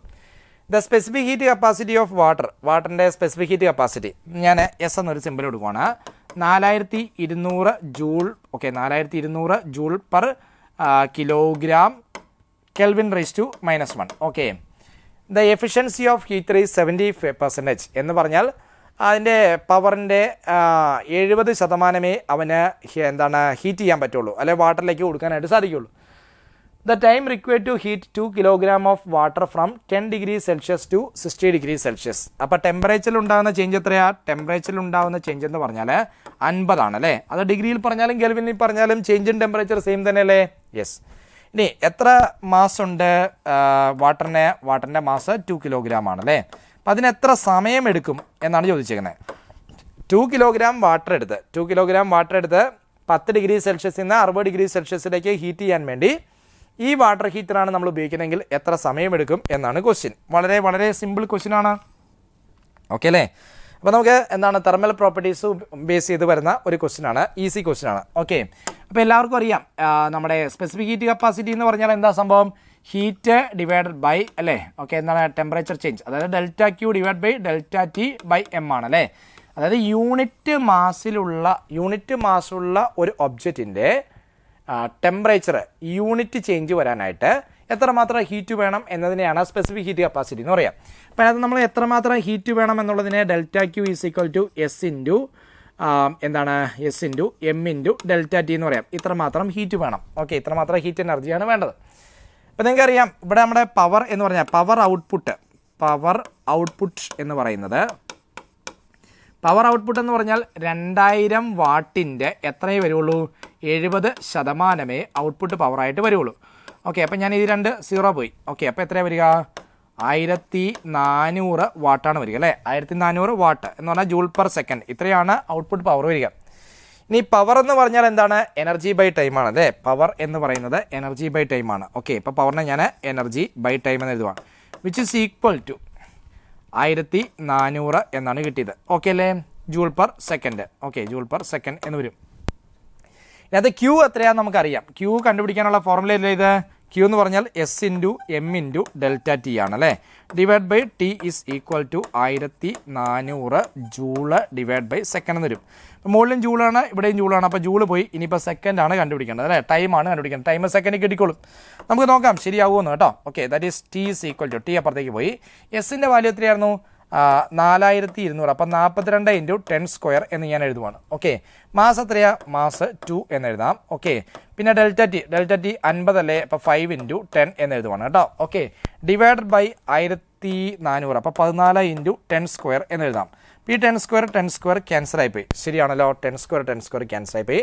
14 ഇൻറ്റു 3 അല്ലേ 42, അവർ രണ്ടുകൂടെ ക്യാൻസൽ ആയിപ്പോയി അല്ലേ. പിന്നെ എന്താ ഉള്ളത്, പിന്നെയുള്ളത് ഈ 2 ഇൻറ്റു 5 10 വരും, 10 ഇൻറ്റു 10 100 വരും. അപ്പോൾ ഇത് 300 സെക്കൻഡ് എന്ന് വരും അല്ലേ. 300 സെക്കൻഡ്. ആൻസർ കണ്ടുപിടിക്കേണ്ടത് സെക്കൻഡിലല്ലേ. നോക്കിക്കേ, ആൻസർ നമുക്ക് കണ്ടുപിടിക്കേണ്ടത് സെക്കൻഡിലാണ്. സോ കറക്റ്റ് ആൻസർ വരിക 300 സെക്കൻഡ് എന്ന് വരും. കറക്റ്റ് അല്ലേ? യെസ്. അപ്പോൾ നമുക്ക് അടുത്ത ക്വസ്റ്റിലേക്ക് പോകാം. ഇത് എത്രാമത്തെ ക്വസ്റ്റ്യൻ ആയിരുന്നു? ക്വസ്റ്റ്യൻ നമ്പർ 23 ആയിരുന്നു അല്ലേ. നമുക്ക് 24th ക്വസ്റ്റിലേക്ക് പോകാം. A ball is dropped from a height of 20 metre. അപ്പോൾ 20 മീറ്റർ ഹൈറ്റിൽ നിന്ന് ഒരു ബോൾ ഡ്രോപ്പ് ചെയ്യുന്നു. 20 മീറ്റർ ഹൈറ്റിൽ നിന്ന് ഒരു ബോൾ ഡ്രോപ്പ് ചെയ്യുന്നു എന്നാണ് പറയുക. ഇവിടുന്ന് ഡ്രോപ്പ് ചെയ്യുന്നു. അപ്പോൾ ഡ്രോപ്പ് ചെയ്യാൻ മീൻസ് ഇനീഷ്യൽ വെലോസിറ്റി 0 ആണ് അല്ലേ. താഴെ എത്തുമ്പം എത്ര, ഇവൻ്റെ ഹൈറ്റ് 20 ആണല്ലേ. താഴെ എത്തുമ്പോൾ എത്ര വെലോസിറ്റി ഉണ്ടെന്ന് നോക്കാം. വെലോസിറ്റി കണ്ടുപിടിക്കാനുള്ള ഫോർമുല എന്താണ്, സ്ക്വയർ റൂട്ട് ഓഫ് 2gh അല്ലേ. Square root of 2gh that is equal to square root of 2 into G എന്ന് പറയുന്നത് നമുക്ക് അപ്രോക്സിമേറ്റ്ലി 10 എടുക്കാം. h 20 വരും അല്ലേ. ഓക്കെ, അപ്പോൾ എത്ര വരിക, 400 എന്ന് വരും. 400 റൂട്ട് എടുത്താൽ 20 മീറ്റർ പെർ സെക്കൻഡ് എന്ന് വരും. അപ്പോൾ ശരിക്കും ഈ ഗ്രൗണ്ടിൽ വന്ന് ഹിറ്റ് ചെയ്യുന്ന മൊമെൻറ്റിൽ അവൻ്റെ വെലോസിറ്റി എന്ന് പറയുന്നത്, ഹിറ്റ് ചെയ്യുന്ന സമയത്തെ വെലോസിറ്റി ഞാൻ ഇനീഷ്യൽ വെലോസിറ്റി എന്ന് വിളിക്കുക. 20 മീറ്റർ പെർ സെക്കൻഡ് വെലോസിറ്റിയോടെ വന്നാണ് ഗ്രൗണ്ടിൽ ഹിറ്റ് ചെയ്യുന്നത്. Velocity of the ball when it hits the ഗ്രൗണ്ടിൽ എത്തുമ്പോഴുള്ള വെലോസിറ്റി 20 മീറ്റർ പെർ സെക്കൻഡ് ആണ്. ഇനി പറയുകയാണ്, if the coefficient of restitution for the collision between ball and floor. ഈ ബോളും ഫ്ലോറിലൂടെയുള്ള കൊളീഷൻ നടക്കുന്ന സമയത്ത് കോയിഫിഷ്യൻ്റ് ഓഫ് റെസിസ്റ്റൂഷൻ 1/2 ആണ് എന്ന് കരുതുക. Then after hitting the floor the ball rebounds to a height of. Hit ചെയ്തതിന് ശേഷം ബോൾ എത്ര ഹൈറ്റിലേക്ക് പോകും എന്നാണ് ക്വസ്റ്റ്യൻ ചോദിച്ചിരിക്കുന്നത്. അപ്പോൾ നമുക്ക് എന്ത് ചെയ്യാം, ഹിറ്റ് ചെയ്തതിന് ശേഷം ഫൈനൽ വെലോസിറ്റി എത്രയായിരിക്കും, ഹിറ്റ് ചെയ്തിട്ട് തിരിച്ച് റീബൗണ്ട് ചെയ്യുമ്പോൾ ഉള്ള ഫൈനൽ വെലോസിറ്റി എത്ര നമുക്ക് നോക്കാം. ഓക്കെ, അപ്പോൾ കോയിഫിഷ്യൻ്റ് ഓഫ് റെസിസ്റ്റൂഷൻ എന്ന് പറഞ്ഞാൽ നിങ്ങൾക്കറിയാം, നമ്മൾ സിമ്പിൾ ഇ എന്ന് എടുക്കുക അല്ലേ. അപ്പോൾ എങ്ങനെയാണ് നമ്മൾ ഇ എടുക്കുക. ഓക്കെ, അതായത് കോയിഫിഷ്യൻ്റ് ഓഫ് റെസിസ്റ്റൂഷൻ എന്ന് പറയുന്നത് final velocity by initial velocity അല്ലേ. ഓക്കെ, അപ്പോൾ നമ്മൾ ഇങ്ങനത്തെ കൊളീഷനകത്ത്, ഈ ഗ്രൗണ്ടുമായിട്ടുള്ള കൊളീഷനകത്ത് final velocity by initial velocity എന്ന് പറയാം അല്ലേ. സോ ഫൈനൽ വെലോസിറ്റി എന്ന് പറഞ്ഞാൽ എത്രയാ, ഇ ടൈംസ് ഇനീഷ്യൽ വെലോസിറ്റി എന്ന് പറയാം. ശരിയല്ലേ. അപ്പോൾ നോക്കുക, ഇ എത്രയാണ്, 1/2. ഇനീഷ്യൽ വെലോസിറ്റി എത്രയാണ് വന്നിരിക്കുന്നത്, 20 ആണ്. സോ ഫൈനൽ എത്രയുണ്ട്, 10 മീറ്റർ പെർ സെക്കൻഡ് വെലോസിറ്റിയോടെയാണ് ഇവൻ റീബൗണ്ട് ചെയ്യുക. ശരിയല്ലേ, 10 മീറ്റർ പെർ സെക്കൻഡ് വെലോസിറ്റിയാണ് റീബൗണ്ട് ചെയ്യുക. അപ്പോൾ ഇവിടുന്ന് റീബൗണ്ട് ചെയ്യുക, മുകളിലോട്ട് റീബൗണ്ട് ചെയ്യുവാണ്. അപ്പോഴുള്ള വെലോസിറ്റി എത്രയാണ്, 10 മീറ്റർ പെർ സെക്കൻഡ്. അതിനെ ഞാൻ യു എന്ന് എടുക്കുക. അങ്ങനെയാണെങ്കിൽ എത്ര ഹൈറ്റ് വരെ എത്തും എന്നല്ല ചോദ്യം. അപ്പോൾ ഇവിടുന്ന് initial velocity 10 metre per second ആണ്. മുകളിലോട്ട് പോയി എത്ര ഹൈറ്റിലെത്തും എന്നാണല്ലേ ക്വസ്റ്റിന്. അപ്പോൾ നോക്കുക, ഇത് സ്ട്രെയിറ്റ് ലൈനിൽ ഒരു ബോഡിയെ പ്രൊജക്റ്റ് ചെയ്യുന്ന ക്വസ്റ്റ്യൻ അല്ലേ. യെസ്, അങ്ങനെയാണെങ്കിൽ ഹൈറ്റ് കണ്ടുപിടിക്കാനുള്ള ഫോർമുല ബൈ ഹാർട്ട് അല്ലേ. u²/2g അല്ലേ.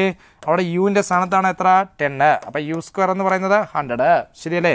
ബൈ 2 ഇൻറ്റു ജി നമുക്ക് അപ്രോക്സിമേറ്റ്ലി എത്ര എടുക്കാം, 10 എടുക്കാം. ഓക്കെ, അപ്പോൾ ഇത് 10/2 എത്ര വരും?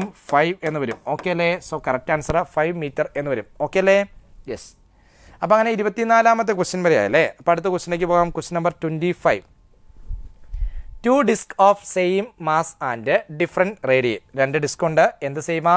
മാസ് സെയിം ആണെന്ന് പറയുന്നുണ്ട് കേട്ടോ. ഓക്കെ, 2 ഡിസ്ക് ഉണ്ട്.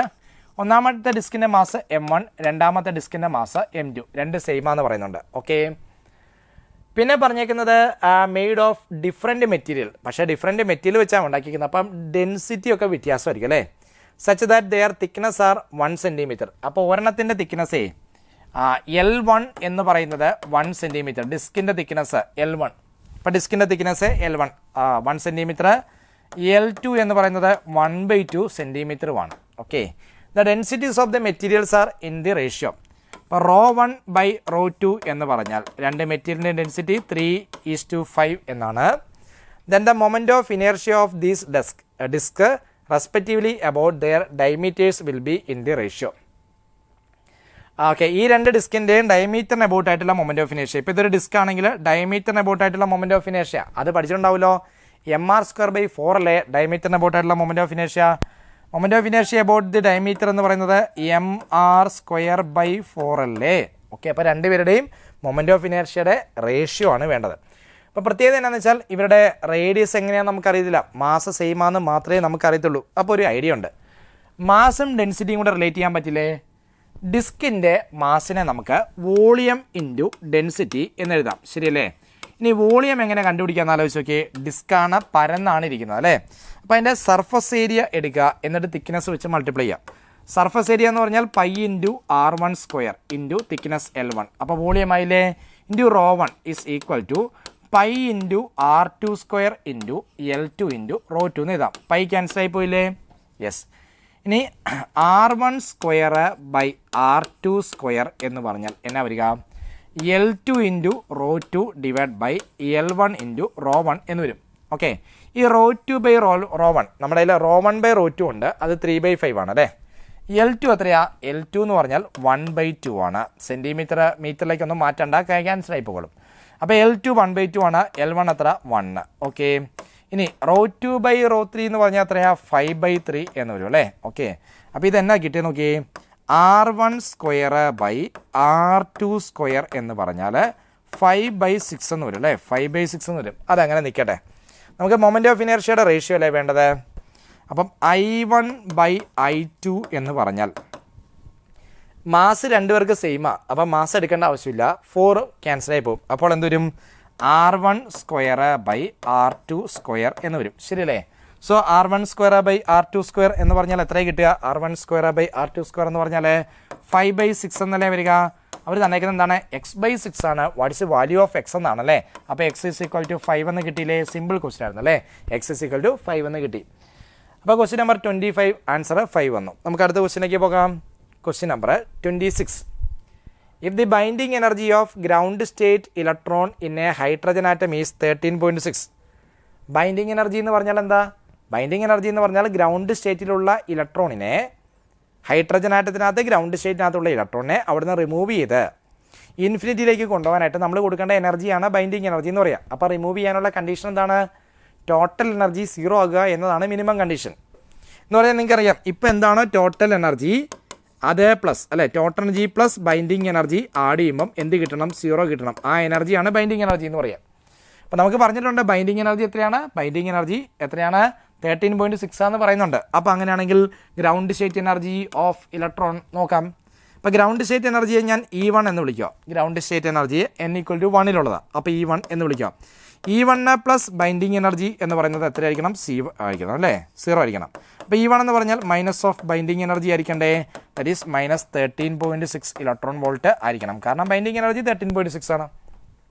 ഇപ്പോൾ ചുരുക്കി പറഞ്ഞാൽ എന്ത് കിട്ടി? ഹൈഡ്രജൻ ആറ്റത്തിനകത്തുള്ള ഇലക്ട്രോണിൻ്റെ ഗ്രൗണ്ട് സ്റ്റേറ്റ് എനർജി എന്ന് പറയുന്നത് 13.6 ഇലക്ട്രോൺ വോൾട്ടാണെന്ന് നമുക്കറിയാം. അതൊന്നുകൂടെ അവർ ഉറപ്പിച്ച് പറഞ്ഞതേ ഉള്ളൂ. Then the energy required to remove the electron from the second excited state. Second excited state എന്ന് പറഞ്ഞാൽ ഓർത്തോണേ n = 3 of lithium 2+ will be x × 10⁻⁻1 electron volt. Then the value of x is. അതാണ് question. അപ്പോൾ നമ്മുടെ കയ്യിലുള്ളത് ലിഥിയമാണ്. നമുക്ക് ലിഥിയത്തിൻ്റെ എനർജി നോക്കാം. ഹൈഡ്രജൻ ലൈക്ക് ആറ്റം അല്ലേ ലിഥിയം 2+ എന്ന് പറയുക. ഹൈഡ്രജൻ ലൈക്ക് ആറ്റത്തിനകത്ത് എനർജി കണ്ടുപിടിക്കാനുള്ള ഫോർമുല എന്താണ്? ഹൈഡ്രജൻ ലൈക്ക് ആറ്റം ആണെങ്കിൽ എനർജിയുടെ ഫോർമുല Z² ഇൻറ്റു അല്ലേ -13.6 ഡിവൈഡ് ബൈ n². ഇതാണ് ഹൈഡ്രജൻ ലൈക്ക് ആറ്റത്തിനകത്ത് എനർജി കണ്ടുപിടിക്കാനുള്ള ബേസിക് ഫോർമുല. അപ്പോൾ നോക്കുക, ലിഥിയം എന്ന് പറയുമ്പോൾ Z3 അല്ലേ, അപ്പോൾ ഇത് 3² ഇൻറ്റു -13.6. നമുക്ക് E3 ആണ് വേണ്ടത് അല്ലേ, തേർഡ് സ്റ്റേറ്റാണ് എന്ന് വെച്ചാൽ സെക്കൻഡ് എക്സൈറ്റഡ് സ്റ്റേറ്റ് ആണ്, ദാറ്റ് ഈസ് തേർഡ് എനർജി ലെവലാണ്.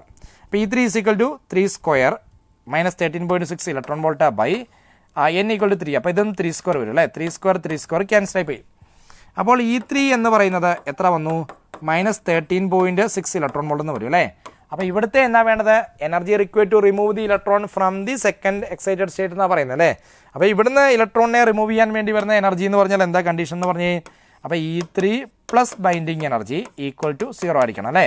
അപ്പോൾ ബൈൻഡിങ് എനർജി എന്ന് പറയുന്നതാണ് റിമൂവ് ചെയ്യാൻ വേണ്ട energy, which is equal to -E3 എന്ന് വരും. That is equal to +13.6 electron volt എന്ന് എഴുതാം.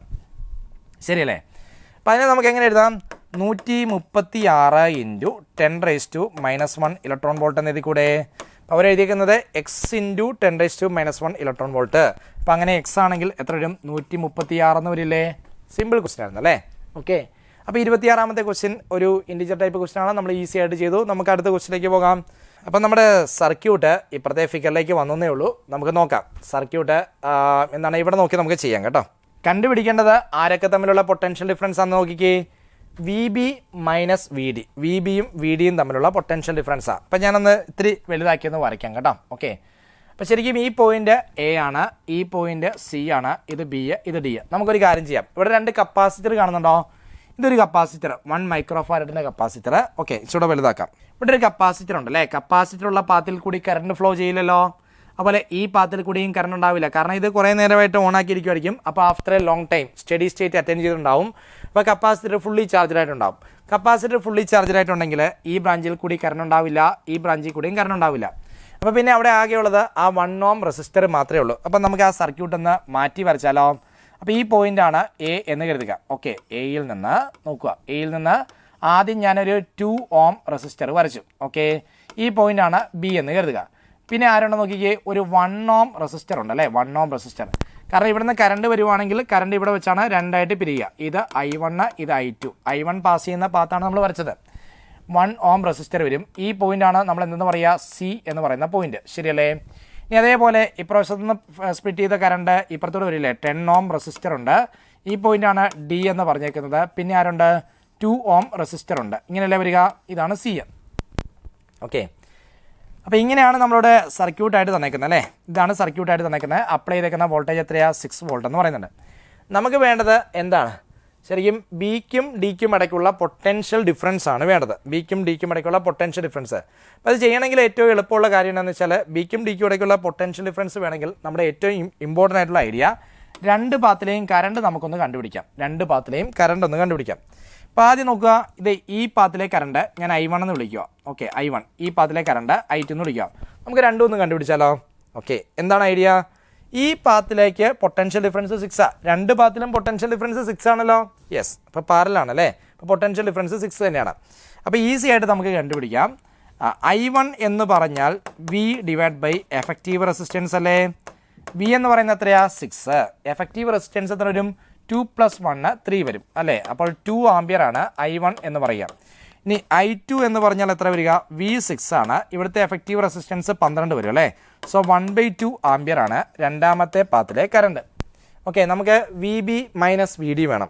ഒരു കാര്യം ചെയ്യാം, കിർച്ചോഫ്സ് ലൂപ്പ് റൂൾ എടുക്കാം അല്ലേ. ഓക്കെ, KVL അപ്ലൈ ചെയ്യാം. KVL അപ്ലൈ ചെയ്ത് കഴിഞ്ഞാൽ ഞാൻ ബിയിൽ നിന്ന് സ്റ്റാർട്ട് ചെയ്യണേ. Potential at B. നമുക്ക് കറണ്ട് അങ്ങോട്ടല്ലേ, അപ്പോൾ ഇത് ഹയർ പൊട്ടൻഷ്യൽ, ഇത് ലോവർ പൊട്ടൻഷ്യൽ. അപ്പോൾ ഇങ്ങോട്ട് വരുമ്പോൾ പൊട്ടൻഷ്യൽ ഗെയിൻ ആവുകയല്ലേ ചെയ്യുന്നത്. ദാറ്റ് ഈസ് അവിടുത്തെ പൊട്ടൻഷ്യൽ എത്രയാ? I1 into resistance 2. ഓക്കെ, ഇനി അവിടെ എത്തി. ഇനി അടുത്ത എന്താണ്? ഇനി ഇവിടുന്ന് ഇങ്ങോട്ട് പോവാം. ഇപ്പോൾ പൊട്ടൻഷ്യൽ കുറയുകയല്ലേ ചെയ്യുന്നത്. അപ്പോൾ -I2 ഇൻറ്റു 10. ഓക്കെ അല്ലേ, potential difference which is equal to VD എന്ന് എഴുതാം. നമുക്ക് VB മൈനസ് VD ആണ് വേണ്ടത്. ശരിയല്ലേ? VB മൈനസ് VD ആണ് വേണ്ടത്. നമുക്ക് നോക്കാം. From this VB minus VD is equal to I2 into 10 minus I1 into 2 എന്ന് വരും. ശരിയല്ലേ? I2 എത്രയാ? I2 1/2 അല്ലേ? 10. ഓക്കെ, അപ്പോൾ ഇത്രയും വരും. മൈനസ് I1 എന്ന് പറയുന്നത് എത്രയാ? I1 = 2 × 2 അല്ലേ? അപ്പോൾ ദാറ്റ് ഈസ് ഈക്വൽ ടു 5 - 4 എന്ന് വരും അല്ലേ? ദാറ്റ് ഈസ് 1 വോൾട്ട് എന്ന് വരും. അപ്പോൾ V B minus V D നോക്കുക, നമ്മളോട് ചോദിച്ച question V B minus V D ആണ്. That is equal to 1 volt എന്ന് വരും അല്ലേ? V B minus V D is equal to 1 volt എന്ന് വരും. അപ്പോൾ ഈ 27th ക്വസ്റ്റ്യൻ നമ്മളെല്ലാവരും സിമ്പിളായിട്ട് ചെയ്തു. 1 ആണ് ആൻസർ വരിക അല്ലേ? ഈ ക്വസ്റ്റ്യൻ നമ്പർ 29 പോകാം. Question number 29. ഓക്കെ, ഇതൊരു എളുപ്പമുള്ള ക്വസ്റ്റ്യൻ ആണേ. Two parallel plate capacitors C1 and C2 each having capacitance of 10 microfarad. രണ്ടുപേരുടെയും കപ്പാസിറ്റൻസ് 10 മൈക്രോഫാരഡാ. Individually charged by 100 volt DC source. അപ്പോൾ രണ്ടുപേരെയും നമ്മൾ ഇൻഡിവിജ്വൽ ആയിട്ട് എടുത്ത് ചാർജ് ചെയ്തു. അപ്പോൾ ഒന്നാമത്തെ ആളെ ചാർജ് ചെയ്തു C1 എത്രയാണ്? 10 മൈക്രോഫാരഡ് ആണ്. ഓക്കെ, അടുത്തത് C2 എത്ര തന്നെയാണ്? 10 മൈക്രോഫാരഡ് ആണ്. ഓക്കെ അല്ലേ? രണ്ടുപേരെയും ഇൻഡിവിജ്വൽ ആയിട്ട് ചാർജ് ചെയ്തു. എത്രയാണ് അപ്ലൈ ചെയ്തേക്കുന്ന പൊട്ടൻഷ്യൽ ഡിഫറൻസ്? അപ്ലൈ ചെയ്തേക്കുന്ന പൊട്ടൻഷ്യൽ ഡിഫറൻസ് എന്ന് പറയുന്നത് 100 വോൾട്ട് ആണ്. ഓക്കെ, ഇവിടെയും നമ്മൾ എന്ത് തന്നെ അപ്ലൈ ചെയ്തു? 100 വോൾട്ട് തന്നെ അപ്ലൈ ചെയ്തു. ഓക്കെ, ഇൻഡിവിജ്വലി ചാർജ് ചെയ്തു. അപ്പോൾ അങ്ങനെയാണ് ഫസ്റ്റ് കേസിലെ ചാർജ് Q1 എന്ന് പറഞ്ഞാൽ C1 × V1 അല്ലേ? ദാറ്റ് ഈസ് ഈക്വൽ ടു 10 × 100 എത്ര വരും? 1000 മൈക്രോ കൂളം എന്ന് പറയാം. ചാർജ് അല്ലേ? 1000 മൈക്രോ കൂളം അല്ലേ? ശരിയല്ലേ? C1 × V1 അപ്പോൾ 1000 മൈക്രോ കൂളം എന്ന് വരും. ഇനി രണ്ടാമത്തിനകത്തുള്ള ചാർജ് എത്രയാണെന്ന് വെച്ചാൽ Q2 = C2 × V2. അതും എത്ര തന്നെ? 1000 മൈക്രോ കൂളം എന്ന് വരും. രണ്ടുപേരും ഒരുപോലെ ചാർജറായി, കാരണം കപ്പാസിറ്റൻസ് സെയിം ആയിരുന്നു. Okay, individually charged by 100 volt DC source. രണ്ടുപേരെ ഇൻഡിവിജ്വലായിട്ട് ചാർജ് ചെയ്തു. Capacitor C1 is kept connected to the source. Okay, ഈ C1 എന്ന് പറയുന്ന കപ്പാസിറ്റർ ഇപ്പോഴും എന്ത് ചെയ്യുക? സെല്ലുമായിട്ട് കണക്ട് ചെയ്തിട്ടുണ്ട്. ഓക്കെ, എത്ര? 100 വോൾട്ട് സോഴ്സുമായിട്ട് കണക്ട് ചെയ്തിട്ടുണ്ട്. അത് വളരെ പ്രധാനപ്പെട്ട കാര്യം. സോഴ്സുമായിട്ട് കണക്ട് ചെയ്തിട്ടുണ്ടെങ്കിൽ വി മാറില്ല. ഓക്കെ, അതായത് V remains constant. V constant ആയിട്ട് നിൽക്കും. പൊട്ടൻഷ്യൽ ഡിഫറൻസ് മാറില്ല, കാരണം ആ സെല്ലുണ്ടല്ലോ അവിടെ. പക്ഷേ ഒരു കാര്യമുണ്ട്, ആര് മാറും? ക്യൂ മാറും. ഇനി എന്തെങ്കിലും ചെയ്താൽ ക്യൂ ചേഞ്ച് ചെയ്യും, കാരണം ചാർജിന് കയറി വരാനായിട്ട് അവിടെ സെല്ലിൻ്റെ പ്രസൻസ് ഉണ്ട്. അപ്പോൾ ക്യൂവിന് ചേഞ്ച് ചെയ്യാം. ഇനി പറഞ്ഞേക്കുന്നത് C1 is kept connected to the source and a dielectric slab is inserted between plates. ഈ പ്ലേറ്റുകൾക്കിടയ്ക്ക് ഒരു ഡൈലക്ട്രിക് സ്ലാബ് കയറ്റുക. ഡൈലക്ട്രിക് സ്ലാബ് കയറ്റിയാൽ നിങ്ങൾക്കറിയാം കപ്പാസിറ്റൻസ് കൂടും. അപ്പോൾ കപ്പാസിറ്റൻസ് C1 എന്ന് പറയുന്നത് ഇൻക്രീസ് ചെയ്യും, കപ്പാസിറ്റൻസ് ഇൻക്രീസ് ചെയ്യും. അപ്പോൾ നിങ്ങൾക്ക് എല്ലാവർക്കും അറിയാം കപ്പാസിറ്റൻസ് കൂടിക്കഴിഞ്ഞാൽ ഓക്കെ Q എന്ന് പറഞ്ഞാൽ Q1 = C1 × V1 അല്ലേ? ആർക്കും മാറ്റമില്ല, V1ന് മാറ്റമില്ല. ഓക്കെ, V1 കോൺസ്റ്റൻ്റ് ആയിട്ട് തന്നെ നിൽക്കുക. പിന്നെ ആരാ മാറിയത്? C1 കൂടി ഡൈലക്ട്രിക് വെച്ചുകൊണ്ട്. അപ്പോൾ ആര് കൂടും? ചാർജ് Q1 കൂടും. ശരിയല്ലേ? ചാർജ് Q1 കൂടി. ഇനി capacitor C2 is disconnected from the source. ഈ C2 എന്ന് പറയുന്ന കപ്പാസിറ്റർ സോഴ്സിൽ നിന്ന് ഡിസ്കണക്ട് ചെയ്തു. സോഴ്സിൽ നിന്ന് ഡിസ്കണക്ട് ചെയ്തു എന്ന് പറയുമ്പോഴേ ഓർത്തോണം, ആര് മാറില്ല? Charge remains constant. ചാർജിന് കയറി വരാൻ വേറെ സ്ഥലമൊന്നുമില്ല. സോഴ്സ് എന്തെങ്കിലും സോഴ്സ് ഉണ്ടെങ്കിലല്ലേ ചാർജിന് കയറി വരാൻ പറ്റുള്ളൂ. അപ്പോൾ ചാർജിന് വരാനായിട്ട് സ്ഥലമില്ല. അപ്പോൾ ചാർജ് കോൺസ്റ്റൻ്റ് ആയിട്ട് നിൽക്കും. പിന്നെ ആരാ മാറുന്നത് നോക്കിക്കേ? C2 is disconnected from the source and then dielectric slab is inserted in it. ഇവിടെയും ഡൈലക്ട്രിക് സ്ലാബ് ഇൻസർട്ട് ചെയ്തു. അപ്പോൾ C2 കൂടി. അപ്പോൾ നിങ്ങൾ ആലോചിക്കുക, പകരം ഇവിടെ എന്താ മാറുക? Q is equal to C × V എന്നല്ലേ പറയുക? Q കോൺസ്റ്റൻ്റായി നിൽക്കണമെങ്കിൽ C കൂടുമ്പം ആര് കുറയണം? പൊട്ടൻഷ്യൽ ഡിഫറൻസ് കുറയണം. ഇവിടെ പൊട്ടൻഷ്യൽ ഡിഫറൻസ് കുറയും. Okay, afterwards the capacitor C1 is also disconnected from source. ഇത്രയും ചെയ്തതിന് ശേഷം ഈ പറഞ്ഞ ഇപ്പോൾ എന്ത് മാറി? ചാർജൊക്കെ മാറി അല്ലേ? ചാർജൊക്കെ മാറി, പുതിയൊരു ചാർജായി. ഇനി എന്നെ സംബന്ധിച്ച് afterwards the capacitor C1 is also disconnected. ഇവിടുന്ന് ഡിസ്കണക്ട് ചെയ്തു. And the 2 capacitors are finally connected in parallel. രണ്ടുപേരെയും പിന്നെ പാരലലായിട്ട് കൊണ്ടുപോയി കണക്ട് ചെയ്തു. Then the common potential of the combination will be. Okay, നമ്മൾ കണക്ട് ചെയ്ത ഡൈലക്ട്രിക് കോൺസ്റ്റൻറ്റ് എത്രയാണ്? 10 ആണെന്ന് പറയുന്നുണ്ട്. അപ്പോൾ ഇനി നമുക്ക് കാര്യങ്ങൾ എളുപ്പമായി. ഡൈലക്ട്രിക് കോൺസ്റ്റൻറ്റ് 10 ആണെങ്കിൽ C1 പുതിയ കപ്പാസിറ്റൻസിന് നമുക്ക് എങ്ങനെ എഴുതാം? C1 × 10 എന്ന് പറയാം. C1 എത്രയായിരുന്നു? C1 നമുക്ക് തന്നേക്കുന്നത് എത്രയായിരുന്നു? രണ്ടുപേരുടെയും കപ്പാസിറ്റൻസ് സെയിം ആണെന്നൊക്കെ പറയുന്നുണ്ടായിരുന്നു. അത് 10 മൈക്രോഫാരഡ് ആയിരുന്നു അല്ലേ? അപ്പോൾ C1 എന്ന് പറയുന്നത് എത്രയായി? 100 മൈക്രോഫാരഡായി. പുതിയ കപ്പാസിറ്റൻസ് C1 100 മൈക്രോഫാരഡായി. ഇവിടെയും C2 എന്ന് പറയുന്നത് എത്ര തന്നെയാണ്? 100 മൈക്രോഫാരഡ് തന്നെയാണ്, കാരണം കപ്പാസിറ്റൻസ് 10 ടൈംസ് ആയിട്ട് മാറി. ഇനി ഇവിടെ ആര് മാറി നോക്കിക്കേ? ഇവിടെ ചാർജ് മാറി, കാരണം Q1 എന്ന് പറയാം. പുതിയ ചാർജിനെ Q1 can be written as C1 × potential difference അത് തന്നെയായിരുന്നു, V1 തന്നെയായിരുന്നു. V1 എത്രയാണ്? 100 വോൾട്ട് ആയിരുന്നു അല്ലേ? അപ്പോൾ നോക്കുക, 100 ഇൻറ്റു 100 ഓക്കെ 100 ഇൻറ്റു 100 എന്ന് വരും അല്ലേ അത്രയും മൈക്രോ 10⁻⁻6 അപ്പോൾ that is equal to 10⁻⁻2 coulomb എന്ന് വരും 10⁻⁻2 കൂളമാണ് Q1ലെ ചാർജ് ഫസ്റ്റ് കപ്പാസിറ്ററിലെ ഇപ്പോൾ പുതിയ ചാർജ് Q1 ഡാഷ് എന്ന് പറയാം ഇനി അവനെ ഡിസ്കണക്ട് ചെയ്യുമ്പം ഇത്രയും ചാർജ് അവൻ്റെ കയ്യിലുണ്ട് ഇനി രണ്ടാമത്തെ കപ്പാസിറ്ററിലേക്ക് വരുവാണെങ്കിൽ അവൻ്റെ കയ്യിലുണ്ടായിരുന്ന ചാർജ് ഇത്രയുമാണ് അവിടെ എന്ത് കോൺസ്റ്റൻ്റ് ചാർജ് കോൺസ്റ്റൻ്റ് ആണ് അവിടെ ചാർജ് കോൺസ്റ്റൻ്റ് അത്രയും തന്നെ ചാർജ് ഉണ്ടാവും പക്ഷേ പൊട്ടൻഷ്യൽ ഡിഫറൻസിന് മാറ്റം ഉണ്ടാവും അല്ലേ ഇവിടെ പൊട്ടൻഷ്യൽ ഡിഫറൻസ് സെയിം ആയിരുന്നു ഇവൻ്റെ പൊട്ടൻഷ്യൽ ഡിഫറൻസ് എത്രയായിട്ടുണ്ടാവും നോക്കാം ഓക്കെ ഇവൻ്റെ പൊട്ടൻഷ്യൽ ഡിഫറൻസ് എത്രയായിട്ടുണ്ടാവും നോക്കാം ഇനി പൊട്ടൻഷ്യൽ ഡിഫറൻസിലേക്ക് നമുക്ക് പോകേണ്ട ആവശ്യമില്ല ചോദിച്ചിരിക്കുന്ന ക്വസ്റ്റ്യൻ എന്താണ് കോമൺ പൊട്ടൻഷ്യൽ ഡിഫറൻസ് എത്രയാണെന്നല്ലേ രണ്ടുപേരെയും കൂടെ കൊണ്ടുവന്ന് എങ്ങനെയാണ് കണക്ട് ചെയ്തത് they are connected in parallel combination അപ്പോൾ ഇത് C1 ഡാഷ് ഓക്കെ ഇതാരാ C2 ഡാഷ് രണ്ടുപേരെയും കൂടെ കൊണ്ടുവന്ന് കണക്ട് ചെയ്യുക C1 ഡാഷും C2 ഡാഷും കണക്ട് ചെയ്യുക C1 ഡാഷിനകത്ത് ഇപ്പോൾ ഉള്ള ചാർജ് എന്താണ് Q1 ഡാഷ് നമ്മൾ കണ്ടുപിടിച്ചു C2 ഡാഷിനകത്ത് ഇപ്പോൾ ഉള്ള ചാർജ് Q2 തന്നെയാണ് കാരണം അവൻ്റെ ചാർജ് മാറിയിട്ടില്ല Q2 തന്നെയാണ് കാരണം ചാർജ് മാറിയിട്ടില്ല അപ്പോൾ കോമൺ പൊട്ടൻഷ്യൽ ഡിഫറൻസ് എന്ന് പറഞ്ഞാൽ എന്താ ഉദ്ദേശിക്കുന്നത് ഈ സിസ്റ്റം ക്ലബ് ചെയ്ത് ഒരു സിംഗിൾ സിസ്റ്റമാക്കി നമ്മൾ മാറ്റുക ഒരു സിമ്പിൾ കപ്പാസിറ്ററാക്കി മാറ്റുക അപ്പോൾ ഇവിടുത്തെ എന്താണ് കോമൺ പൊട്ടൻഷ്യൽ ഡിഫറൻസ് നോക്കിയാൽ മതി അപ്പോൾ എഫക്റ്റീവ് കപ്പാസിറ്റൻസ് കണ്ടുപിടിക്കാം ഓക്കെ അല്ലേ സോ കോമൺ പൊട്ടൻഷ്യൽ ഡിഫറൻസ് എന്ന് പറഞ്ഞാൽ സംഭവം ഇത്രയേ ഉള്ളൂ ഇപ്പോൾ ഇവിടുത്തെ ചാർജ് Q എന്ന് എഴുതുക അപ്പോൾ ഇവിടുത്തെ പൊട്ടൻഷ്യൽ ഡിഫറൻസ് എന്താണോ അതല്ലേ എഫക്റ്റീവ് പൊട്ടൻഷ്യൽ ഡിഫറൻസ് രണ്ടുപേർക്ക് കൂടെ ചേർന്നുള്ള potential difference so common potential difference is equal to Q/C effective അല്ലേ Q എന്ന് പറഞ്ഞാൽ എന്താ Q1 ഡാഷ് പ്ലസ് Q2 അല്ലേ കാരണം charges can either be created nor B destroyed ഈ Q2 എന്ന് പറയുന്നത് എത്രയാണ് 1000 അല്ലേ ദാറ്റ് ഈസ് 1000 മൈക്രോ ഉണ്ട് അപ്പോൾ 10⁻³ എന്ന് പറയാം that can be written as എങ്ങനെ എഴുതാം അത് 10⁻³ തന്നെ കിടന്നോട്ടെ പ്രാവശ്യത്തെ എത്ര കിടക്കുന്നത് 10⁻² എന്ന് വരും അല്ലേ ഡിവൈഡഡ് ബൈ C എഫക്റ്റീവ് എന്ന് പറഞ്ഞാൽ രണ്ടുപേരും പാരലൽ കോമ്പിനേഷൻ ആണല്ലേ അപ്പോൾ C1 dash plus C2 dash എന്ന് വരും okay that is equal to Q1 dash എത്രയാണ് 10⁻². അവനെ വേണമെങ്കിൽ നിങ്ങൾക്ക് 10 × 10⁻³ കൂളം എന്ന് എഴുതാം ശരിയല്ലേ ഓക്കെ അപ്പോൾ Q1 ഡാഷ് എന്ന് പറഞ്ഞാൽ 10 × 10⁻³ കൂളമാണ് Q2 ഡാഷ് എന്ന് പറയുന്നത് എന്താണ് 10⁻³ കൂളമാണ് ഡിവൈഡ് ബൈ താഴെയുള്ള കപ്പാസിറ്റൻസ് രണ്ടും കൂടെ ആഡ് ചെയ്താൽ പോരെ കപ്പാസിറ്റൻസ് ആഡ് ചെയ്ത് കഴിഞ്ഞാൽ ഒന്നാമത്തെ ആളുടെ കപ്പാസിറ്റൻസ് എത്രയാ 100 മൈക്രോ ഫാരഡ് രണ്ടാമത്തെ ആളുടെ 100 മൈക്രോ ഫാരഡ് അല്ലേ പാരലാണ് അപ്പോൾ എത്ര വരും ജസ്റ്റ് ആഡ് ചെയ്താൽ മതി അല്ലേ പാരലൽ കോമ്പിനേഷനാണ് ജസ്റ്റ് ആഡ് ചെയ്യുക ഓക്കെ അപ്പോൾ എത്ര വരിക 200 മൈക്രോ ഫാരഡ് എന്ന് വരും അപ്പം 10⁻⁻6 എടുക്കാം ഓക്കെ അല്ലേ മുകളിൽ എന്താ വരുന്നത് നോക്കിയേ മുകളിൽ 11 × 10⁻³ എന്ന് വരും ശരിയല്ലേ താഴെ എത്രയുണ്ട് 2 × 10⁻³ എത്ര -5 എന്ന് വരും ശരിയല്ലേ ഓക്കെ അപ്പോൾ ദാറ്റ് ഈസ് ഈക്വൽ ടു എന്ത് വരും ഇവൻ മുകളിലോട്ട് പോയി കഴിയുമ്പോഴത്തേനും എത്ര 100 വരും അല്ലേ 10⁻² മിച്ചം വരും അല്ലേ 10⁻² പോയതിന് ശേഷം -3 പോയതിന് ശേഷം 10⁻² വരും സോ എത്ര 1100 ഡിവൈഡ് ബൈ 2 എന്ന് വരും ശരിയല്ലേ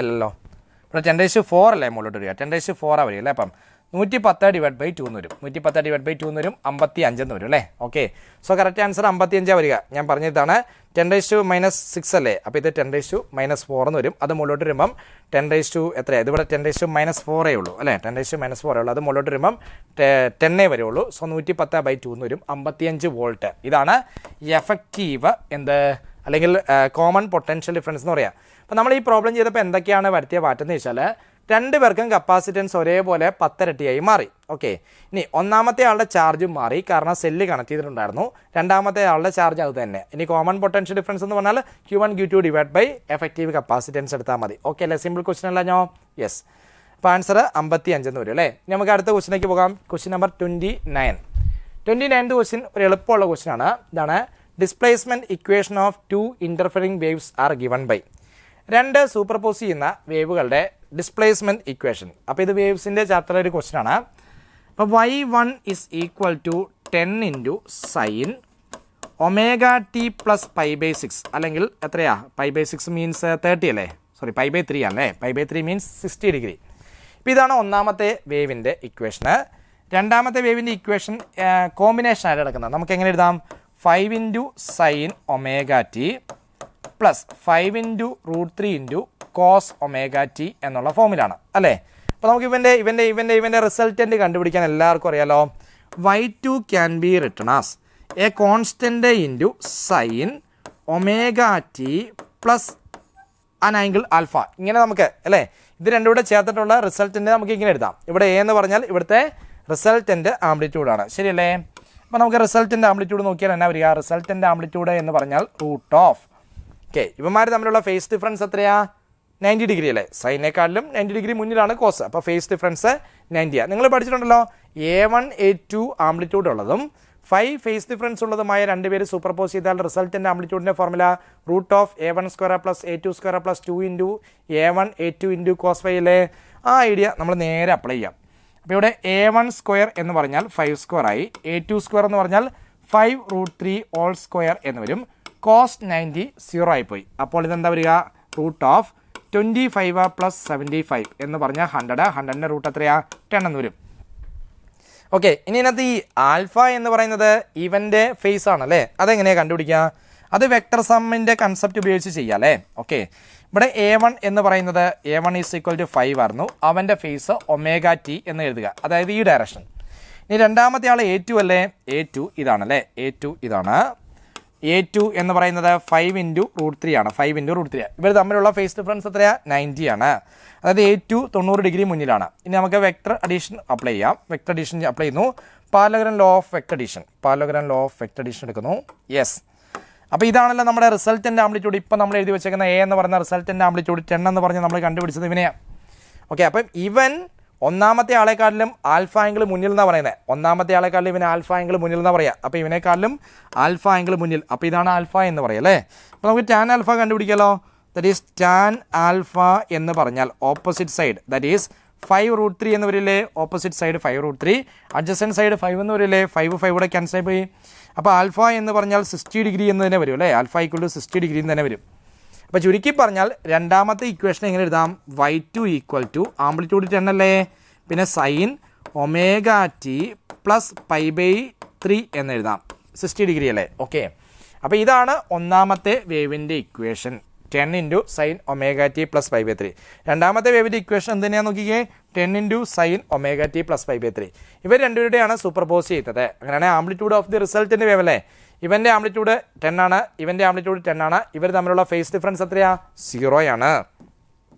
ഇവർ തമ്മിൽ ഫേസ് ഡിഫറൻസ് ഒന്നും ഇല്ല എങ്കിൽ റിസൾട്ടിന് കണ്ടുപിടിക്കാനായിട്ട് എന്ത് ചെയ്താൽ മതി? ആ റിസൾട്ടിൻ്റെ amplitude is equal root of A1 square plus A2 square plus 2 into A1 A2 into cos 0 എന്തായിപ്പോയി? 1 ആയിപ്പോയി. അപ്പോൾ ഇത് ആര് തന്നെയാണ്? A1 പ്ലസ് A2 എന്ന് തന്നെ വരും അല്ലേ? അപ്പോൾ A1 എത്ര? 10, A2 എത്ര? 10. അപ്പോൾ ആൻസർ എത്രയാ? 20. അപ്പോൾ ഇവർ രണ്ടുകൂടെ സൂപ്പർപോസ് ചെയ്താൽ റിസൾട്ടിൻ്റെ ആംപ്ലിറ്റ്യൂഡ് എത്രയായിരിക്കും? 20 സെൻറ്റിമീറ്റർ ആയിരിക്കും. ഓക്കെ അല്ലേ? ഓക്കെ അപ്പോൾ നമ്മൾ ക്വസ്റ്റ്യൻ നമ്പർ 29 വരെ ആയി. ഇനി നമുക്ക് ഒരു ക്വസ്റ്റ്യൻ കൂടെ ഉള്ളൂ അല്ലേ? സിമ്പിൾ ക്വസ്റ്റ്യൻ ആണ്. 30ാമത്തെ ക്വസ്റ്റ്യൻ എന്താ നോക്കിക്കേ? 2 bodies are projected from ground with the same speed 40 meter per second at the 2 different angles with respect to horizontal. അപ്പോൾ ഇതേതാ? പ്രൊജക്റ്റൈൽ മോഷനുമായിട്ട് ബന്ധപ്പെട്ട ഒരു ക്വസ്റ്റ്യൻ ആണല്ലേ? ഓക്കെ 2 ബോഡി ഗ്രൗണ്ടിൽ നിന്ന് പ്രൊജക്റ്റ് ചെയ്യുന്നു. 2 പേർക്ക് എന്ത് സെയിം ആണെന്ന് പറയുന്നുണ്ട്? സ്പീഡ് സെയിം ആണെന്ന് പറയുന്നുണ്ട്. അതെത്രയാ? 40 മീറ്റർ പെർ സെക്കൻഡ് ആണെന്ന് പറയുന്നുണ്ട്. അറ്റ് 2 ഡിഫറെൻറ്റ് ആംഗിൾസ്, 2 ആംഗിളുകളിലാണ് എറിയുന്നത്. ഹൊറിസോണ്ടലുമായിട്ട് മേക്ക് ചെയ്ത ആംഗിൾ ഡിഫറെൻ്റ് ആണ്. The bodies were found to have a same range. ഇത് നിങ്ങൾ പഠിച്ചിട്ടുള്ളൊരു ട്രിക്കാ. വ്യത്യസ്തങ്ങളായ ആംഗിളിൽ എറിഞ്ഞാലും റേഞ്ച് സെയിം വരണമെങ്കിൽ ഒരു കണ്ടീഷനില്ലേ? റേഞ്ച് സെയിം വരണമെങ്കിൽ എങ്ങനെയാണ്? നമ്മൾ ഒരു ആംഗിള് തീറ്റയാണെങ്കിൽ അടുത്ത ആംഗിൾ 90 മൈനസ് തീറ്റ ആയിരിക്കണം അല്ലേ?